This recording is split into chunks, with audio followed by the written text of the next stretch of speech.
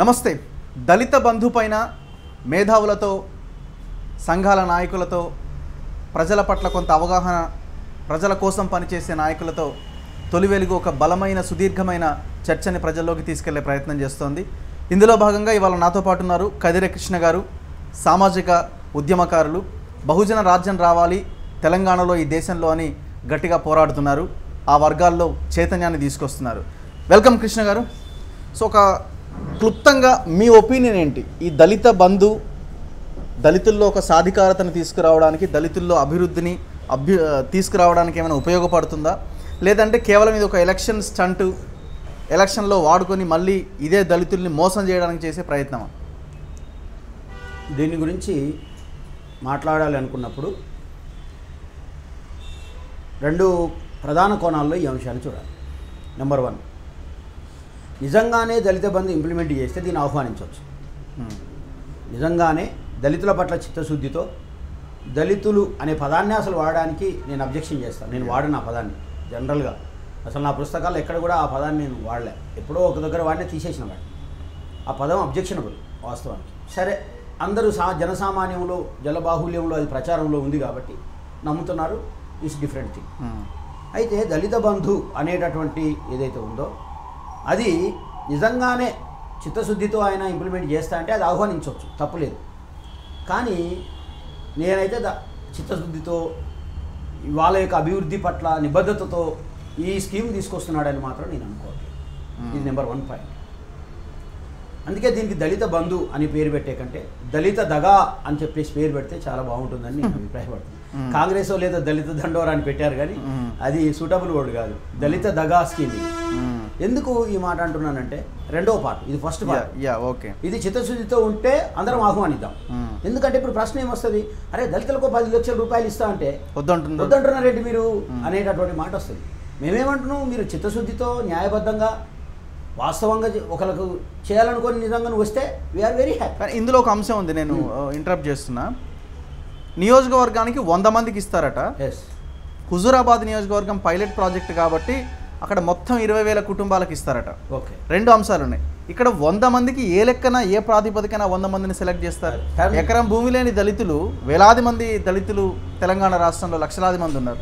మరి ఎట్లా ఇదైతే ఇంప్లిమెంటేషన్ ఎట్లా? అందుకే ఇక్కడ చిత్తశుద్ధి లేదనే పాయింట్ నేను ఎందుకు అంటున్నాను అన్నమాట. అంటే ఇప్పుడు నిజంగానే అట్లయితే టర్మ్స్ ఆఫ్ కండిషన్స్ ఒకటి రావాలా. ఇగో ఈ పారామీటర్స్లో మేము సెలెక్ట్ చేస్తున్నాము, అంతే కదండి. ఇప్పుడు ఒక టీచర్ని ఎట్లా సెలెక్ట్ చేసుకుంటాం మనం? గవర్నమెంట్ ఓ బీఈడీ చేసిన వాడు అయి ఉండాలి, తర్వాత ఇప్పుడు టెట్టో ఏదో ఒకటి వచ్చింది అది పాస్ అయిన వాడు అయి ఉండాలి, తర్వాత అది 2 పాస్ అయినాక తర్వాత కూడా ట్రైనింగ్ అయిన తర్వాత కూడా మళ్ళీ ఎగ్జామ్ పెడుతున్నాం. ఆ ఎగ్జామ్లో ఎవరైతే డిఎస్సిలో పాస్ అవుతాడో వాడిని మెరిట్ బేస్ మీద మళ్ళీ తీసుకుంటున్నాం. ఇంత ఫిల్టర్ చేస్తున్నాము కదా. అట్లాంటప్పుడు అంటే ఒక చిన్న రిక్రూట్మెంట్కు కానించి మొదలుకొని ఐఏఎస్ రిక్రూట్మెంట్ దాకా కొన్ని పారామీటర్స్ ఉన్నాయి, కొన్ని సిస్టమ్స్ ఉన్నాయి, మెథడాలజీస్ ఉన్నాయి. కానీ నువ్వు డైరెక్ట్గా నేను 10 లక్షలు ఇస్తా అని చెప్పేసి ప్రకటన చేసి కాన్స్టిట్యున్సీకి 100 అంటున్నావు. ఒక కాన్స్టిట్యున్సీలో 120 గ్రామాలు ఉంటాయి, తక్కువ 100 నుంచి 120 పెట్టుకోండి అన్నప్పుడు ఊరికొక్కడు కూడా రాడు, అంతేగా. సరే, ఇప్పుడు వాళ్ళు ఏమంటారు, వారు ఊరికొక్కరికి కూడా సాయం జరగొద్దని మీరు అనుకుంటున్నారా? సంతోషమే, మేము అనుకుంటాం. మేము ఏమంటామంటే మీరు ఒక్కరికి సాయం చేసినా సంతోషమే. ఎందుకంటే ఒక్క దళిత కుటుంబం అన్న 10 లక్షలు కలిగినటువంటి ఒక లక్షాధికారి అవుతాడు, రైట్. కానీ నువ్వు చేస్తావా? ఇది అసలు పాయింట్. నా పాయింట్ అసలు ఇది, నువ్వు చేస్తావా? ఎట్లా, ఎందుకు నీకు డౌట్ వస్తుంది అని మీరు అడగొచ్చు. మీరు ఎందుకు ఈ డౌట్ చేయడనే డౌట్ మీకు ఎందుకు వచ్చింది అని మీరు అడగొచ్చు. ఎందుకు వచ్చిందంటే ఈ 7 సంవత్సరాల్లో నువ్వు దళితుల కోసం ఏమైనా చేసి ఉంటే ఇప్పుడు ఏది కూడా నువ్వు చేస్తావని నమ్ముకోవచ్చు. నెంబర్ 2, మరి ఈ 7 సంవత్సరాల్లో నువ్వు స్కీములు పెట్టకుండా ఇదే మొదటి స్కీమ్ అయితే అరే ఇన్ని రోజులు పాపం ఆయన ఆలోచించలేదు, ఇప్పుడు కొత్తగా ఆలోచిస్తున్నాడు, జరగనియండి అని చెప్పేసి మనం సర్దుబాటు చేసుకోవచ్చు. కానీ నువ్వు 7 సంవత్సరాల్లో ఈ ఎస్సీల కోసము, నువ్వు చెప్తున్న దళితుల కోసము చాలా స్కీమ్స్ నువ్వు ఇంట్రడ్యూస్ చేశావు. కానీ ఏ ఒక్క స్కీమును కూడా ఇంప్లిమెంట్ చేయలేకపోయావు. ఓన్లీ నువ్వు అనౌన్స్మెంట్ వరకే జరిగింది కానీ ఇంప్లిమెంట్ మాత్రం జరగలేదు. జరిగింది 1% కూడా కాదు. నేనేమంటా, జరిగింది 1% కూడా కాదు. అది ఏ గవర్నమెంట్ ఉన్నా జరుగుతుంది, నువ్వు కాదు. ఆ 1% అనేది ఏ గవర్నమెంట్ ఉన్నా జరుగుతుంది. ఈవెన్ దళితులకు వ్యతిరేకం అనుకుంటున్న బీజేపీ వచ్చినా కూడా ఇంతకంటే ఎక్కువ జరుగుతుందని నేను ఆశిస్తున్నాను. ఎందుకంటే ఇప్పుడు బీజేపీ వాళ్ళు దళితులను కొంత దగ్గర తీసుకునే ప్రయత్నం చేస్తున్నారు, ఎందుకు ఆ మచ్చను పోగొట్టుకోవడానికి. కాబట్టి నేను ఇంతకంటే ఎక్కువ జరుగుతుందని నేను భావిస్తున్నాను. కానీ నీ గవర్నమెంట్ లోపల ఇప్పటి వరకు ఏం జరగలేదనేది ప్రజలందరికీ తెలిసిపోయింది, నమ్మట్లేదు. ఉదాహరణకి దళిత ముఖ్యమంత్రి అన్నాం, అవునా? మెడ కోసుకుంటా 4 చేసుకుంటా, అన్నీ చేసుకుంటాను. బట్ అది జరగలేదనేది ప్రపంచానికి అందరికీ తెలుసు. సరే వదిలేద్దాం, ముఖ్యమంత్రే కావాలన్నా మీకు, ఇంకేది అక్కర్లేదంటే సరే అది మీరు వదిలేద్దాం. నెంబర్ 2, ఈ రాష్ట్రంలో 7,650 మంది ఫీల్డ్ అసిస్టెంట్లను మహాత్మా గాంధీ జాతీయ ఉపాధి హామీ పథకంలో కాంగ్రెస్ గవర్నమెంట్ అపాయింట్ చేసి, ఏమ రైట్? 7,650 మందిని, ఓకేనా? 7,650 మందిని కాంగ్రెస్ గవర్నమెంట్ చేస్తే టీఆర్ఎస్ ప్రభుత్వం వాళ్ళందరినీ వితౌట్ ప్రయర్ నోటీస్ తీసేసింది కదా. కరెక్ట్. అందులో 4,000 మంది దళితులు ఉన్నారు. నీకు నిజంగా చిత్తశుద్ధి ఉంటే 4,000 మందిని బాగు చేస్తే నువ్వు లక్షాధికారులను చేసినట్టే కదా, అంతే కదా. మనకి జీవనోపాధి ఇచ్చినట్టే కదా, వాళ్ళకి వచ్చే జీతం ఎంత? వచ్చే జీతం 10,000 ఇచ్చినట్టే కదా, వాడు కొంచెం గౌరవంతో బతుకుతాడు కదా. ఆ 10,000 తోటి ఊర్లో ఇంటర్ అంటే ఏమంటారు రెంట్ లేకుండా ఆ 10,000తో పిల్లల్ని చదివించుకొని ఏదో ఒక గౌరవంగానైతే బతుకుతాడు కదా. ఓ 10 మందికి పని చెప్పేటటువంటి తరీకల్లోనైతే ఉంటాడు కదా చదువుకున్నందుకు. ఎంత దారుణం అంటే అది 53 మంది చనిపోయారు, సూసైడ్. ఇంకో చాలా భయంకరమైన విషయం చెప్తా, అందులో 3% వికలాంగులు ఉన్నారు, 33% విమెన్ ఉన్నారు. What the constitution of India guarantees? The constitutional guarantees are protection of the schedule caste, which means weaker sections, protection of the disabilities, which means దివ్యాంగాస్, protection of women. All these are included in the constitutional guarantees. But the government of Telangana is denying the rights of scheduled castes and scheduled tribes and disabilities and also as well as the women rights. ఇంత భయంకరమైనటువంటి చర్యలు జరుగుతుంటే మేము అలాగా చదువుకున్న వాళ్ళం, కొంత ఇంతో ఈ సమాజం మీద గౌరవం ఉండి పనిచేస్తున్న వాళ్ళము, మేము ఎట్లా నువ్వు ఈ స్కీముని ఇంప్లిమెంట్ చేస్తామని అనుకోవాలని. ఓకేనా? నెంబర్ 2, ఇంకో పాయింట్ కూడా చెప్తాను మీకు దీంట్లో. ఎందుకు నీకు నా అనుమానం ఉంది దళిత బంధు మీద? నీకున్న అనుమానాలు ఏంటంటే నేను చెప్తున్నా. అదే నువ్వు ఒకేసారి 20,000 కుటుంబాలకు నువ్వు చేస్తా అంటున్నావు, సంతోషమే. 20,000 కుటుంబాలనే ఇప్పుడన్నా బాగుపడతాయని ఒక ఆనందం ఒక వైపు ఉంది. కానీ ఆ తదనంతరము ఇదే చూపించి రాష్ట్రంలో ఉన్నటువంటి వాళ్ళందరినీ వాళ్ళ హక్కుల కోసం మాట్లాడకుండా ఈ ఆశలో ఈ మైఫిల్లో లేకపోతే ఈ మత్తులో ఈ 2.5 సంవత్సరాలు గడిపేస్తామనే భయం కూడా ఉంది నాకు. అంతే కదా, అదే లాంగ్ టర్మ్ ప్రాసెస్ అంటున్నాడు కదా, లాంగ్ టర్మ్ ప్రాసెస్ అంటున్నాడు, 4 ఏళ్ళు పడుతుంది అంటున్నాడు. మరి అది ఎట్లా దీన్ని మనం అంచనా వేసుకుంటాం, ఎట్లా దీన్ని? Number 2, third point. నెంబర్ 1 నీకు చిత్తశుద్ధి లేదనేది ఒకటి. నెంబర్ 2 ఇగో నీకు ఒక స్కీమ్ చెప్పిన, ఆ స్కీమ్లో కూడా ఇప్పుడు ఎంతమంది అన్యాయం అవుతారో, నువ్వు ఫీల్డ్ అసిస్టెంట్ రిజిస్ట్రేట్ చేస్తే నువ్వు ఇందులో నుంచి ఈ దళిత బంధువుల నుంచి వాళ్ళకి జీతాలు, నీ గవర్నమెంట్ జీతాలు లేకపోతే అది 70% కేంద్ర ప్రభుత్వ నిధులు. బీజేపీ ప్రభుత్వం 70% ఇస్తే నువ్వు 30% ఇచ్చేటోళ్ళ దగ్గర కూడా నువ్వు వీళ్ళకి న్యాయం చేయలేకపోయినావు కదా, ఇది ఎట్లా సాధ్యం? ఇంకో పాయింట్, థర్డ్ పాయింట్ ఏం చెప్తున్నంటే, రాజశేఖర రెడ్డి ప్రభుత్వం కంటే ముందు నుంచి చంద్రబాబు నాయుడు ప్రభుత్వం నుంచి మొదలుకుంటే ఇప్పటి వరకు ఔత్సాహిక పారిశ్రామికవేత్తల పేరుతో చాలామందిని దళితుల్ని అప్లిఫ్ట్ చేశారు. షెడ్యూల్ కాస్ట్ ఇండస్ట్రియలిస్ట్ని సరే 100% చేయకపోవచ్చు, కానీ ఇస్తానన్న వరకు సబ్ప్లాన్లో ఎంతో కొంత భాగం 10% 5% ఎంతో కొంత భాగాన్ని ఖర్చు పెట్టి ఆ ఇండస్ట్రియలిస్ట్ని చేశారు. సబ్ప్లాన్లో డబ్బులు ఖర్చు పెట్టాలని పోరాటం చేసింది కూడా మేమే. When Damodar Rajanarasimha was the deputy chief minister, I demanded him, sir you have to implement the subplan, చట్టబద్ధత కల్పించాలని చెప్పేసి దాని మీద కొంతకాలం పనిచేసాం మేమంతా కలిసి. అది వదిలేస్తాం. అయితే ఇప్పుడు ఈ సబ్ప్లాన్ కింద నిధులను పక్కన పెట్టేస్తే ఈ ఇండస్ట్రియలిస్ట్ ఔత్సాహిక పారిశ్రామికవేత్తలు అనేటప్పటికీ మీలాగా నాలాగా చదువుకున్నవాడు, ఓ డిగ్రీ చేసినవాడు, ఓ పీజీ చేసినవాడు, అరే ఎందుకు ఈ ఉద్యోగం గురించి ఊరికి ఆలోచించాలి, ఏదో ఒక ఇండస్ట్రీ పెట్టుకొని కష్టపడి 1 ఎకరమో 2 ఎకరాలు ఉంటే దాన్ని అమ్ముకొని, లేకపోతే ఏదైనా ఉంటే ఇల్లున్నా అమ్ముకొని ఒక చిన్న పరిశ్రమ పెట్టుకొని బాగుపడితే ఇంత సబ్సిడీ వస్తుంది, నేను కొంత సేఫ్ సైడ్ అవుతా, వ్యాపారంలో నేను స్థిరపడతా అనుకున్న వాళ్ళు వచ్చి ఇక్కడ పరిశ్రమలు పెట్టుకున్నారు. నా అంచనా ప్రకారం, నాకున్న అవగాహన ప్రకారం దాదాపు 9,000 యూనిట్లు ఉన్నాయట. 2018 నుంచి ఇప్పటి వరకు 9,000 యూనిట్లకు సబ్సిడీ రాలా. ఓకే, కాస్ట్ అయితే తెలుసా? 2,700 కోట్లు. Dear chief minister, are you ready to invest the money on the lives of the Dalits? Please come to me. 2,700 కోట్లు పెండింగ్ ఉంది ఇప్పుడు వాళ్ళు. ఇప్పుడు ఆ యూనిట్లు ఎట్లా నడుస్తున్నాయో ఎంత ఇబ్బందుల్లో ఎంత లాక్డౌన్ ఇబ్బంది కదా. అంతే కదా. ఒక పక్క లాక్డౌన్, లాక్డౌన్, ఒక పక్క సబ్సిడీ రాలేదు. ఉన్న దానికోసం బ్యాంక్ మేనేజర్లు పీడిస్తుంటారు. అవును. అసలే ఎస్సీలు లోన్లు ఎగ్గొడతారనే పేరు తీసుకొచ్చి ముందర పెట్టారు. ఈ పరిస్థితుల్లో ఆడు ఏ రకమైన బతుకుతుంటే నువ్వు దళిత బంధు ద్వారా ఇంకా సాధించేది ఏంటి అని అడుగుతున్నాడు. ఇంకో విషయం చెప్తా. నాగార్జున సాగర్ ఎలక్షన్స్ ముందు అనుకుంటా ఇదే కేటీఆర్ గారు ఒక షెడ్యూల్ కాస్ట్ విమెన్ పిలిచి 100 కోట్లు రిలీజ్ చేస్తున్నట్టుగా పెద్ద ఒక చెక్ ఉంటుంది కదా, అప్పుడప్పుడు మన నాయకులందరూ పెట్టే చెక్ ఉంటుంది కదా, చెక్ పెట్టి పేపర్లు అన్నింటిలో వచ్చింది. నేను అనుకున్నా బాగానే 100 కోట్లు ఇచ్చిండ్రా, న్యాయంగానే ఉంది అనుకున్నాను. తీరా చూస్తే వీళ్ళందరూ డిపార్ట్మెంట్ అన్ని చెక్కులు రాసి పంపింది యూనిట్లు. ఆ చెక్కులన్నీ బౌన్స్ అయ్యి వెనకకు వచ్చినాయి మళ్ళీ. అంటే కాబోయే ముఖ్యమంత్రిగా ప్రచారంలో ఉన్న కేటీఆర్ గారు ఇచ్చినటువంటి చెక్కులే ఇక్కడ బౌన్స్ అవుతుంటే దళిత బంధు స్కీమ్ ద్వారా నువ్వు కొత్తగా సాధించగలిగేది ఏముంది అని. How you can protect these lives such as orphans. ఈ దేశంలో, ఈ రాష్ట్రంలో ఎస్సీలు అంటే ఏందో తెలుసా? అనాథల కంటే హీనమైనటువంటి జీవితాలు ఇవి. అటువంటి జీవితాల మీద నీకు నిజంగానే ప్రేమ ఉంటే, నిజంగానే దయ ఉంటే, నిజంగా జాలి ఉంటే నువ్వేం చేయాలో తెలుసా? మేము ఎవరెవరైతే ఈ యూనిట్లో వీళ్ళ కోసం పనిచేస్తున్నామో కనీసం మమ్మల్ని పిలిచి నువ్వు అడ్వైజ్ తీసుకోవాల్సిన అవసరం ఉండే. నువ్వెవరిని పిలిచినావు? నీ పార్టీలో ఉన్న ఎస్సీ ఎమ్మెల్యేలను అవతల పార్టీలో ఉన్న ఎస్సీ ఎమ్మెల్యేలు పిలిచావు. ఒక్కడు వచ్చి ఇగో ఇన్ని సమస్యలు ఉన్నాయిరా మా దళితులకు అని చెప్పినటువంటి ఒక ఎమ్మెల్యే అని ఉన్నాడా? అంబేద్కర్ వారసులతో పైగా అంబేద్కర్, పూలే, కాంశీరాము ఇంకా కొత్త వస్తాయి ఇప్పుడు ఆయనకు. అంబేద్కర్ వారసులు చేశారు కేసీఆర్. అయిపోయింది. What nonsense is this?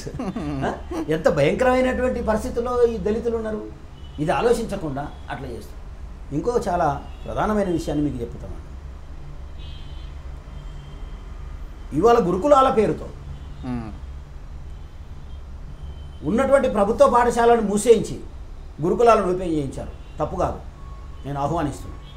Okay, SC గురుకులాలు, ఎస్టీ గురుకులాలు, బీసీ గురుకులాలు ఉన్నాయి కదా. అంటే నువ్వే డివిజన్ చేసినావు కదా. ఏమని వీళ్ళు ఎస్సీలు, కులాల వీళ్ళు బీసీలు, వీళ్ళు ఇక వాళ్ళు అసలు మేము చదువుకున్నప్పుడు మీ సంగతి మీరు ఎట్లా? నేను రెసిడెన్షియల్ సర్వేలో చదువుకున్నప్పుడు మనం అందరం చదువుకున్నాం కదా. చదువుకున్నప్పుడు రెడ్లు చదువుకున్నారు మనతో, బ్రాహ్మణ పిల్లలు చదువుకున్నారు, ఎస్సీ పిల్లలు చదువుకున్నారు, ఎస్టీ పిల్లలు చదువుకున్నారు, బీసీ అందరం కలిసి చదువుకున్నాం. బయటకు వచ్చినాక ఏ అభిప్రాయాలు ఉన్నా ఏ సెంటర్లకు అయినప్పుడు మాత్రం ఆడుకునే కాడ, పాడుకునే కాడ, చదువుకునే కాడ, టీచర్ కాడ ఈ భావజాలం అయితే ఎప్పుడు నేనైతే చూడలే. నన్ను అభిమానించే టీచర్లందరూ ఇప్పుడు అపకాశం చెప్పుకుంటున్నటువంటి రెడ్డి బ్రాహ్మణ వైశ్య కులాల వాళ్ళే విపరీతంగా అభిమానించే వాళ్ళు. నేను బాగా చదివేవాడిని స్కూల్లో, top most number 1 class number 1 ఉండేవాడిని. నాకు ఎప్పుడు కులం గురించి వాళ్ళు నన్ను చూసినట్టుగా నేను ఎవరో ఒకరి దేవుడు చేసినా నాకు తెలియదు, కానీ మనసులో బయటికి ఓపెన్గా మాత్రం నన్ను ఎక్కడ కూడా నాకు రాలే. అందరికంటే ఎక్కువ అభిమానించేవారు, పేరు పెట్టి పిలిచేవారు, దగ్గర కూర్చోబెట్టుకొని చెప్పేవారు, నువ్వు చదవాలరా, నువ్వు బాగుపడాలరా, నువ్వు కలెక్టర్ కావాలరా అనేవాళ్ళు మా టీచర్లు. ఇప్పుడు ఈ ప్రభుత్వాలు వచ్చి ఎస్సీడు, ఈడు బీసీ, ఆడు గురుకులం, ఈ గురుకులం అంటే ఈడు మళ్ళీ బయటకు వచ్చినాక ఎక్కడ ఏమేమి అదే భావజాలంతో ఉంటాడు. ఇంటిగ్రిటీ అనేది ఉంటుందా? ఉండదు. ఇంటిగ్రిటీ అనేది నువ్వు స్కూల్లోనే లేకుండా చేసేసి దేశ భవిష్యత్తు తరగతి గదుల్లో తయారవుతుందన్నారు మేధావులు. తరగతి గదుల్లో ప్రణాళిక సిద్ధమవుతుంది దానికి అన్నారు. నీ తరగతి గదుల్లో ఇవాళ కులం తయారై కూర్చుంది. సరే వదిలేస్తా, నేను దాని గురించి మాట్లాడతాను. ఇప్పుడు గురుకులాల్లో రిక్రూట్ జరిగినటువంటి టీచర్లంతా కొన్ని చోట్ల 100కి 40 నుంచి 70% మంది అవుట్సోర్సింగ్ టీచర్లు ఉన్నారు. అవును, ఏమై రైట్? కరెక్ట్. మీరు కావాలంటే మీరు అవుట్సోర్సింగ్ కొన్ని చోట్ల 30%, కొన్ని చోట్ల 40%, కొన్ని చోట్ల 70% ఉన్నారు. నేనేదో స్కూల్లో ఒక టీచర్ నాకు పరిచయం అయితే అడిగితే అంటుంది, అతను అన్నాడు, సార్ మా దాంట్లో 8 మంది స్టాఫ్ సార్, మేము 6 అవుట్సోర్సింగ్ సార్, మేము 2 రెగ్యులర్ సార్ అన్నాడు. జీతాలు కూడా లేవు వాళ్ళకి. నేనేమంటున్నా, నువ్వు 10 లక్షలు ఇస్తావో 20 లక్షలు ఇస్తావో కానీ నువ్వు ఇక్కడ ఈ స్కూళ్ళను కనుక, ఇక్కడున్న ఎస్సీ ఈ గురుకులాలను కనుక నువ్వు బాగు చేసి ఉండుంటే, అక్కడ బాగు చేసింది కాబట్టి ఇక్కడ నువ్వు దళిత బంధు ఇంప్లిమెంట్ చేస్తావని నేను అనుకునేవాడు. అక్కడ అనాథలను చేస్తావు, అక్కడ అవుట్సోర్సింగ్ పెడతావు, అక్కడ బతకని ముఖ్యమంత్రి అయిన తర్వాత అవుట్సోర్సింగ్ అనేది తెలంగాణ రాష్ట్రంలో కనబడదు అని చెప్పేసి అన్నాడు ఆయన. మాట అబద్ధమా? కరెక్ట్. సబ్బడిన ప్రజలు ఇల్లేదా ఈ మాటని? ఇవాళ అవుట్సోర్సింగ్ ఎక్కడన్నా 1% మాయమైందా?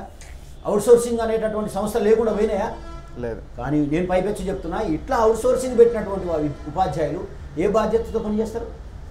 ఎంత బాధ్యతతో పనిచేస్తారు? సరే చేస్తారనే అనుకున్నాం, వాడు ఎంత ఆవేదన చెందుతాడు? అవును. వాడి జీతం ఎంత? నేనేమంటున్నానంటే పర్మనెంట్ టీచర్లు లేకుండా నేనేమంటున్నా, ఈ దళిత బంధు పెడుతున్నావు కదా, ఆ ఎస్సీ గురుకులాలను బాగు చేయి, కొంత డబ్బులు పెట్టి. అవునా కదా? ఎందుకు నేను అనుమానిస్తున్నాను ఈ స్కీమ్ను? 3 ఎకరాల భూమి చెప్పలే మీరు. నేను చెప్పొస్తాను. ఇప్పుడు నేను ఎందుకు అనుమానిస్తున్నానంటే ఇవన్నీ కారణాలు ఉన్నాయి. ఇంకోటి ఏం పెట్టాడు ఆ దళిత బంధు స్కీములు అంటే, మేము అక్కడక్కడ కోచింగ్ సెంటర్లను ఏర్పాటు చేసి కాంపిటేటివ్ ఎగ్జామ్కి పోయినటువంటి వాళ్ళకు నేను కోచింగ్ ఇప్పిస్తా, ఫ్రీ కోచింగ్ ఇప్పిస్తా అని చెప్పేసి అనౌన్స్ చేశాను. వెరీ గుడ్, అది మంచి స్కీమే. కానీ సాధ్యం అవుతుందా నీతో అని అడుగుతాను. ఎందుకు సాధ్యం కాదు అంటే, ఇప్పుడు గతం గురించి మాట్లాడితే భవిష్యత్తు చెప్పొచ్చు. ఇప్పుడు హైదరాబాద్లో బంజారా హిల్స్, జూబ్లీ హిల్స్, అది ఆ క్యాన్సర్ హాస్పిటల్ పక్కన ఉంటుంది, అంబేద్కర్ ఆ పక్కన ఉంటుంది. అది అక్కడ స్టడీ సర్కిల్ ఉంది, అంబేద్కర్ స్టడీ సర్కిల్. అవును, అక్కడ సివిల్స్ కోచింగ్ అన్నీ చేస్తాడు.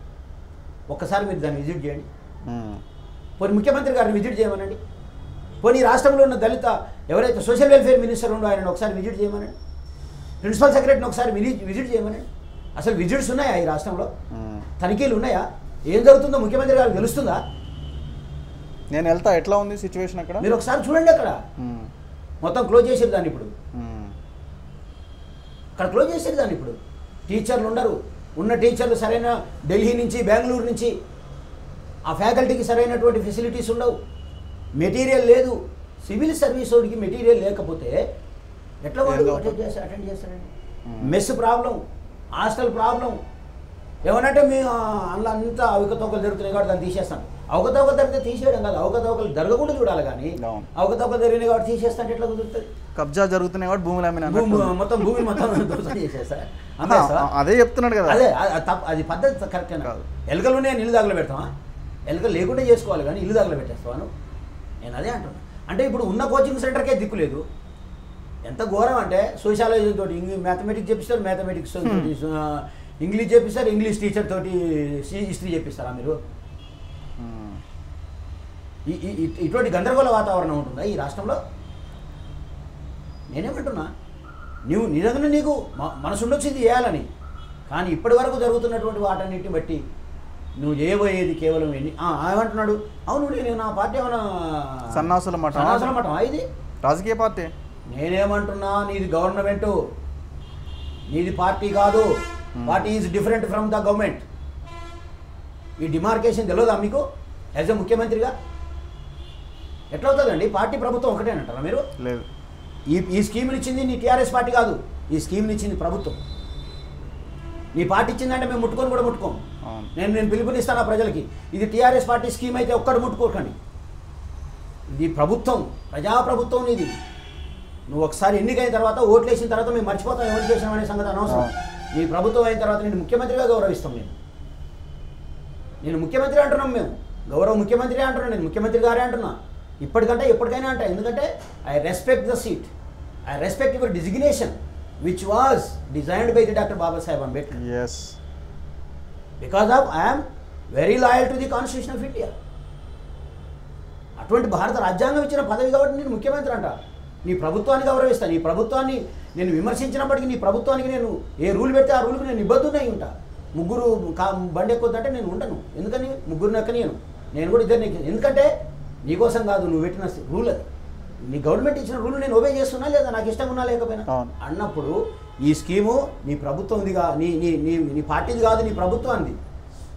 నీ ప్రభుత్వం అనుకున్నప్పుడు ప్రజలందరూ సమానం అవుతారు. కానీ నేను ఓట్ల కోసమే ప్రభుత్వం పనిచేస్తా అంటే ఈజ్ ఇట్ డెమోక్రసీ? ఆయన అంటాడు అసెంబ్లీలో, ఈజ్ ఇట్ డెమోక్రసీ అని. ఏం డెమోక్రసీ నడుస్తుంది మన రాష్ట్రంలో? అసలు అసెంబ్లీ ఎన్నిసార్లు నడుస్తుంది? నడిచినప్పుడు ఎన్ని రోజులు నడుస్తుంది? నడిచిన రోజులు ప్రజా సమస్యలు ఎన్నిసార్లు చర్చకు వస్తున్నాయి? ఈ ఫ్లోర్ లీడర్లు ఏం చేస్తున్నారు?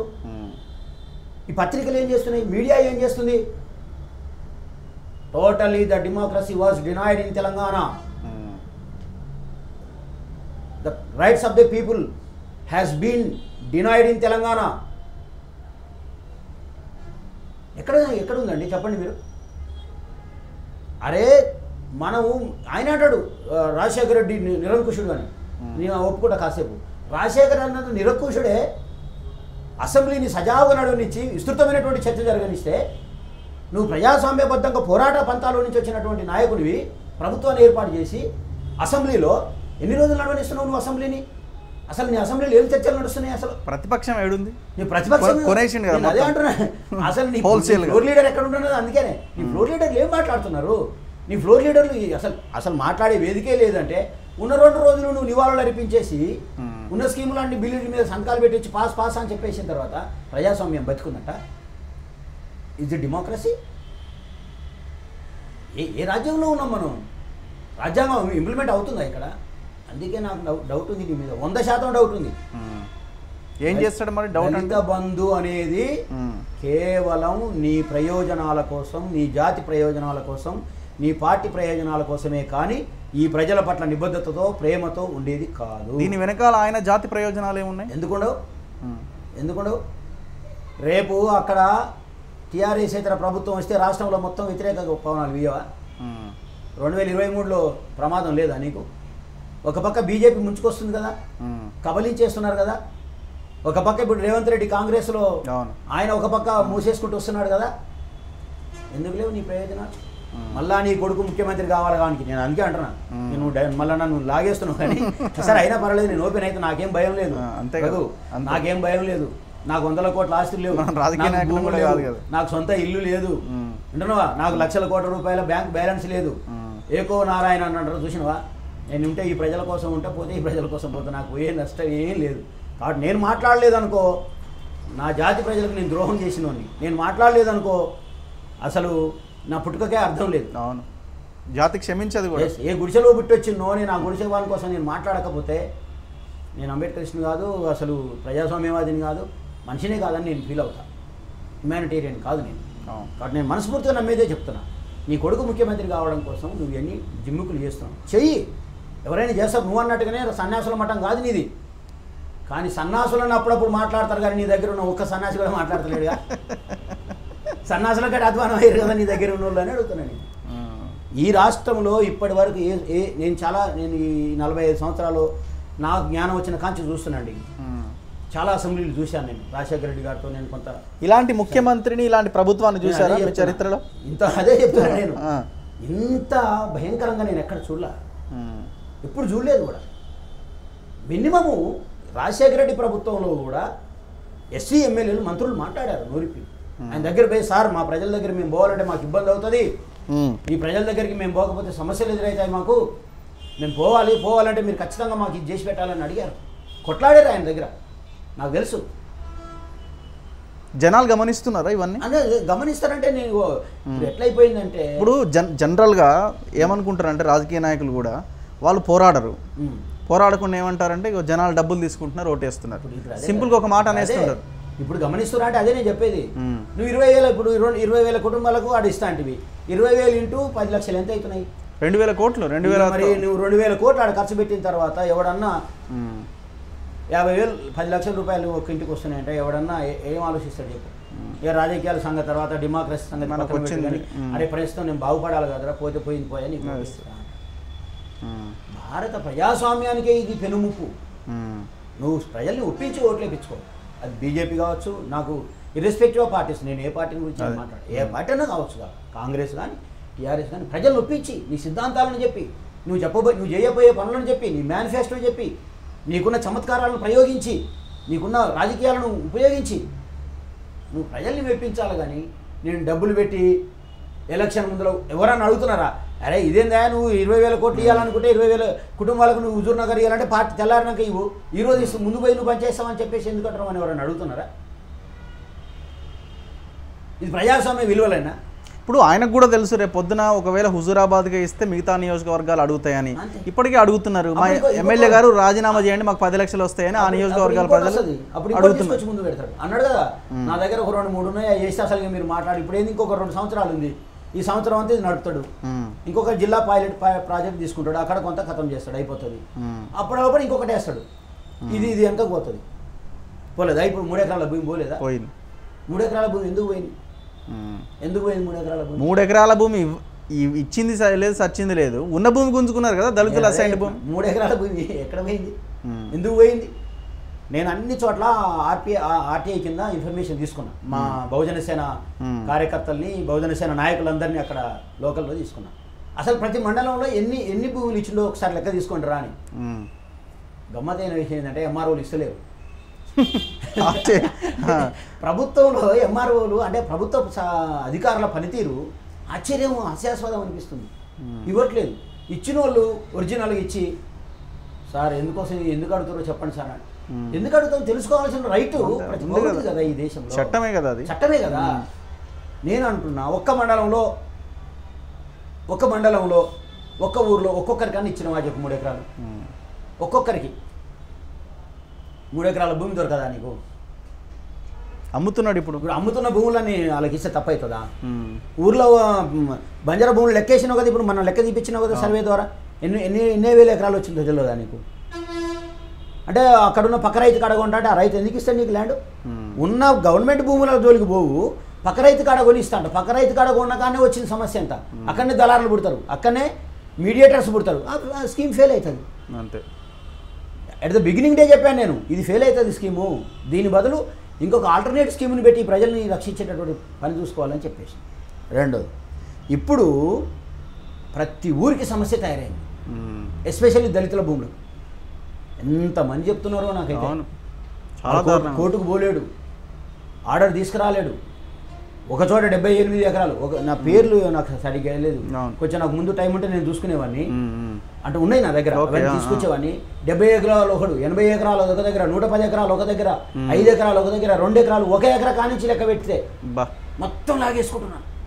ఏంటంటే ఏకసాల్ పట్ట అంటాడు, ఏంటంటే లావణ్య పట్ట అంటాడు, ఏంటంటే ఇనాం పట్ట అంటాడు. అంటే 50 సంవత్సరాల నుంచి మేము లావణ్య పట్టాలు చేసుకుంటే రెగ్యులరైజ్ కావా? కానీ నీ భూములు మాత్రం నీ ఆయన పేరేం పేరు ఒక నుండిగా రామేశ్వరరావు భూములకు రెగ్యులరైజేషన్ అవుతుంది. ఆయన పేరు రామోజీ ఫిల్మ్ సిటీ ఆయనకు రెగ్యులరైజేషన్ అవుతుంది. కృష్ణ భూములకు రెగ్యులరైజేషన్ వస్తుంది, నాగార్జున భూములకు రెగ్యులరైజేషన్ వస్తుంది. ఈ రాష్ట్రంలో ఉన్నటువంటి భూములందరికీ వేలాది ఎకరాలకు రెగ్యులరైజేషన్ వస్తుంది. కానీ కష్టపడి ఆ రాళ్ళను, ఆ రప్పలను కొట్టి చెమటోడిసి రక్తం చిందించి ఆ భూమిని 1-2 ఎకరాలు దాన్ని సదును చేసుకుంటే అది జీవితకాలం లావణ్య పట్టే అయి ఉంటుందా? లావణ్య పట్టాలు తీసేసి వాటిని రెగ్యులరైజ్ చేసే అధికారం ప్రభుత్వాలకు లేదా? ఇందిరాగాంధీ ఇచ్చిన భూమి కాంచి లెక్క పెడితే ఇప్పటిదాకా అది లావణ్య పట్టనేనా? నెహ్రూ ఇచ్చిన భూముల కాంచి, అంటే నిజాం గవర్నమెంట్ ఇచ్చిన లావణ్య పట్టాలు, నిజాం గవర్నమెంట్ ఇచ్చిన ఇనాం భూములు ఇప్పటికీ ఇనాం భూములుగానే ఉంటాయా? 4 ఏళ్ళు పని చేస్తే నువ్వు రేషన్ కార్డు తీసుకుంటున్నావు, 1 సంవత్సరం పని చేస్తే ఆధార్ కార్డు, ఒక దగ్గర ఉంటే ఆధార్ కార్డు తీసుకుంటున్నావు. ఒక ఊళ్ళో 7 సంవత్సరాలు ఉంటే మనకు అక్కడ పొడి చేసే అధికారం తీసుకుంటున్నావు. ఒక పిల్లాడు 7 సంవత్సరాలతో అయితే వానికి లోకల్ సర్టిఫికేట్ ఇస్తున్నావు. 30 సంవత్సరాల నుంచి శ్రమ ధారపోసి వాడు అక్కడ భూమిని సదును చేస్తే దాన్ని రెగ్యులరైజ్ చేసే లేదా? జీవోలు సృష్టించి భూముల్ని, దళిత భూముల్ని, అసైన్ భూములు లాక్కుంటున్నారు. ఈటల రాజేంద్ర అసైన్ భూములు లాక్కున్నాడు, ఓకే. ఈ ఈటల రాజేంద్ర మనం అడవుల పాలు చేసినాం, శంకరగిరి మాన్యాలు పట్టించినాం, ఇప్పుడు సంతోషం. ఎవడో ఒకటి బీసీ ఉంటే శంకరగిరి మాన్యాలు పట్టించినావు కదా. మరి మీ దగ్గర ఉన్న దళితుల భూములని నా ఏమంటున్నారా? ప్రతి ఊరికి వస్తా, లేదా మీ మనిషి మీరంటే ముఖ్యమంత్రి, మీ స్థాయి కాదు మాకు. కానీ సరే ఎవరిని పంపిస్తావు పంపి, నేను ఊరికి తిప్పుతా. ఎన్ని సమస్యలు ఉన్నాయో. ఆయన ఫామ్ హౌసే చుట్టూ ఉన్న పేదలని బెదిరించి లాక్కున్నారని అక్కడ ఉన్న వాళ్ళు చెప్తున్నారు. సైండ్ భూములను తీసుకునే అధికారం నీకు ఎవడిచ్చిండు? జో సర్కారీ జమీన్ హై ఓ అమారా జమీన్ హై అన్నాడు కాన్సెప్ట్. జో సర్కారీ జమీన్ హై ఓ అమారా జమీన్ హై. నీకు చెప్పులు కుడతావి, నీ కుండలు కడిగితివి, నీ కారు దూడిస్తేవి, నీ మీదకి ఎవడైనా వస్తే నీకు నిలబడి అంగీలు చెప్పుకొని ఉస్మానియా యూనివర్సిటీలో గొర్ర ఈడ్చుకుంటా కొట్టి రక్తాలు చెందుతుంటే, తూటాలు వేలుస్తుంటే, మా దొర ఎట్లయినా సరే తెలంగాణ దేశంలో నీకోసం ప్రాణాలు ముందర పెడితివి. మా తల్లిదండ్రుల గోస నీకు తెలియదా? మా బిడ్డల బాధలు నీకు పట్టవా? ఇవాళ పిహెచ్డీలు అయిపోయి బోడిగుండులు తయారై బట్ట తలకాయలు అయ్యి అంటున్నా నేను. బట్ట తలకాయలు అయ్యి 14 సంవత్సరాల కింద నీ తెలంగాణ 2001లో ఉద్యమం స్టార్ట్ అయినోడు 2021 దాకా, అంటే 20 సంవత్సరాల పాటు నోటిఫికేషన్ లేకపోతే అప్పుడు 20 సంవత్సరాలు 25 సంవత్సరాలు నోడి, ఇప్పుడు 45 సంవత్సరాలకు వస్తే వాడు అవుట్డేటెడ్. ఎవరికి ఇస్తావు నువ్వు ఉద్యోగం? ఎవరికి ఇస్తావు నువ్వు ఉద్యోగం? ఉద్యోగం ఉన్నోడికి వయో పరిమితి పెంచుతాడు. అంటే 50 ఏళ్ళకు వాడి పిల్లలు కానీ వాడి పిల్లలు డిగ్రీకి వచ్చినాక వాడు పరీక్షలు రాస్తాడా? అంటే అప్పటిదాకా పెళ్ళిళ్ళు చేసుకోకుండా ఉస్మానియా యూనివర్సిటీలో గదులల్లా ఊర్లోకి పోలేక, ఇజ్జత్ కాపాడుకోలేక ఇక్కడ పడి ఆత్మహత్యలు చేసుకోవాలనా? ఏమి అడిగితే వాడిని అరెస్ట్ చేయరా అంటారు. అడిగితే వాడిని పట్టుకోరా అని. నేనైతే చూడలే.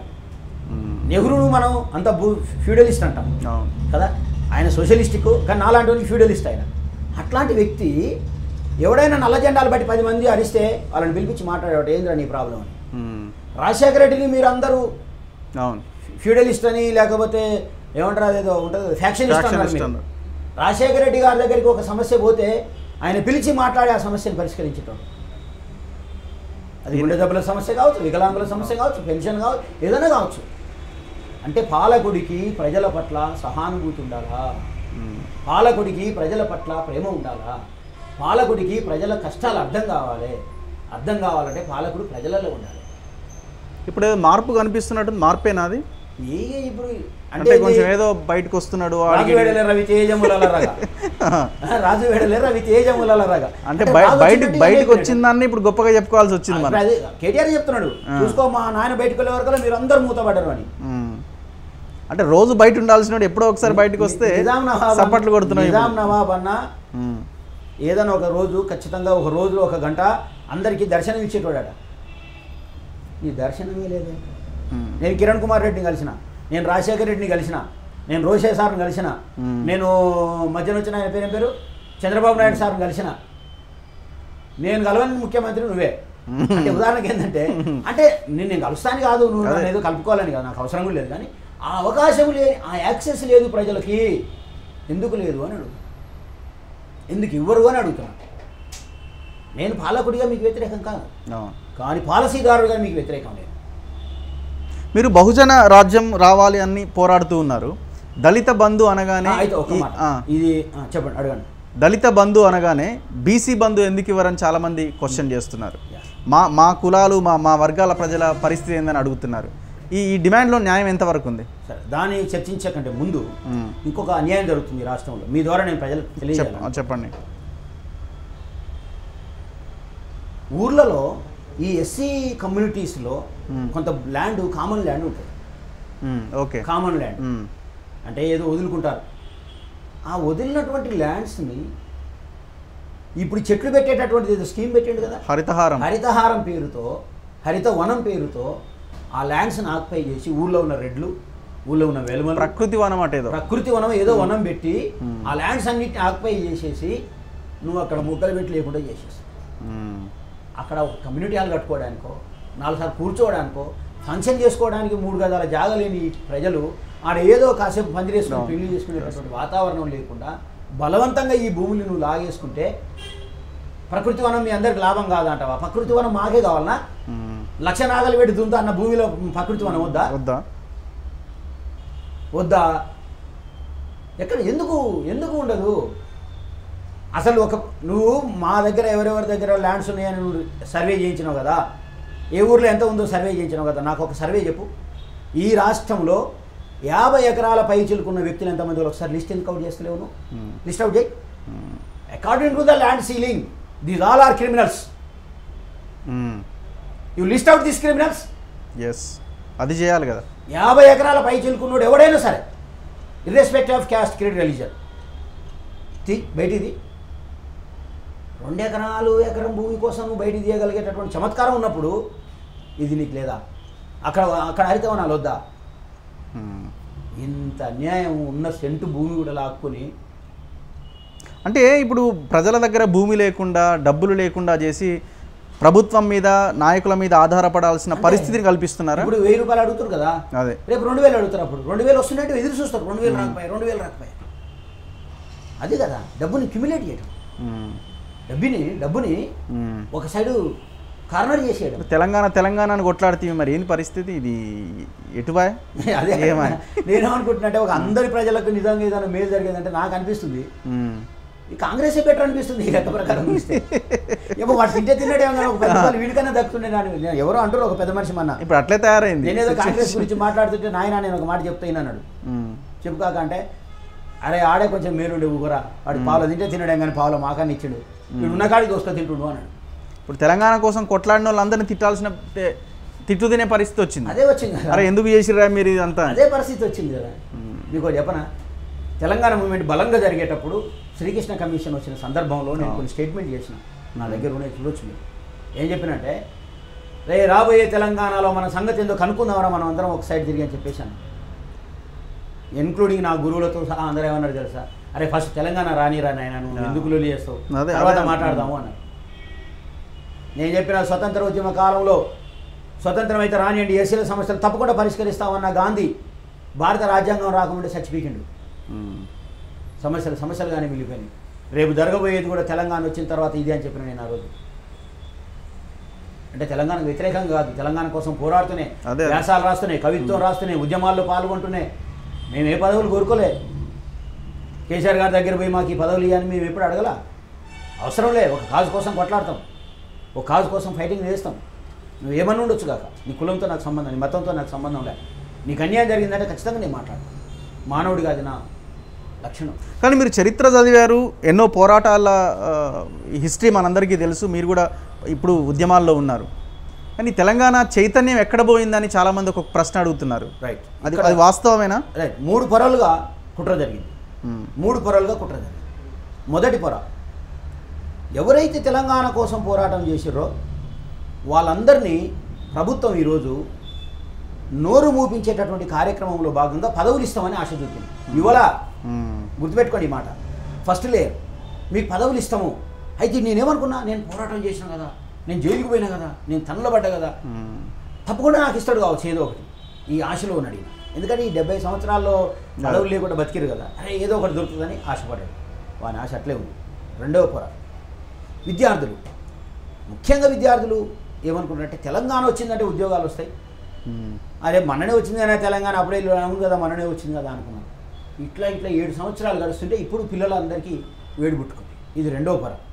మూడవ పొర, ఇది చాలా ఇంపార్టెంట్ అందరికంటే, ఇదే ఇంటలెక్చువల్స్, పోయిట్స్, కళాకారులు, కవులు, రచయితలు, మేధావులను పిలిపించుకుంటారు కదా మా బట్టలు అందరం. ఈ బ్యాచ్ ఏదైతుందో ఈ బ్యాచ్ మొత్తం పాజిటివ్నెస్ అనేటటువంటి పేరుతోటి వీళ్ళ నోర్లు మూపించారు. ఇది కాదని అబద్ధం అని చెప్పమనండి ఈ రాష్ట్రంలో ఉన్న మేధావులను. పాజిటివ్నెస్ అంటే పాజిటివ్గా ఆలోచించాలన్నట ప్రతిదాన్ని. మేధావి అనే పదానికి మొత్తం నెగిటివ్ సెన్స్ వచ్చేసింది. ఇంకొకటి పాజిటివ్గా ఆలోచించాలన్నట. నేను అడుగుతున్నా, మరి మనం ఆంధ్రులు పరిపాలించేటప్పుడు మనం ఎందుకు పాజిటివ్గా చూడలే, మనం ఎందుకు నెగిటివ్గా మాట్లాడినాం దానికి? అంటే ఇప్పుడు కేసీఆర్ పరిపాలిస్తే మనోడు తెలంగాణోడు కాబట్టి మనం పాజిటివ్గా ఆలోచించాలి. ఏం చేసినా పాజిటివ్నెస్ అనే ఒక ఫాల్స్ ఫేక్ థియరీని పట్టుకొచ్చి వీళ్ళందరినీ నోటు మూపిస్తున్నాడు. ఇంకో పాయింట్ తెలుసా మీకు, కొత్తది వచ్చింది ఇప్పుడు తెలంగాణలో, కేసీఆరిజం. ఎవరు మాట్లాడతలేదు కానీ నేను మాట్లాడుతున్నా. కేసీఆరిజం అట.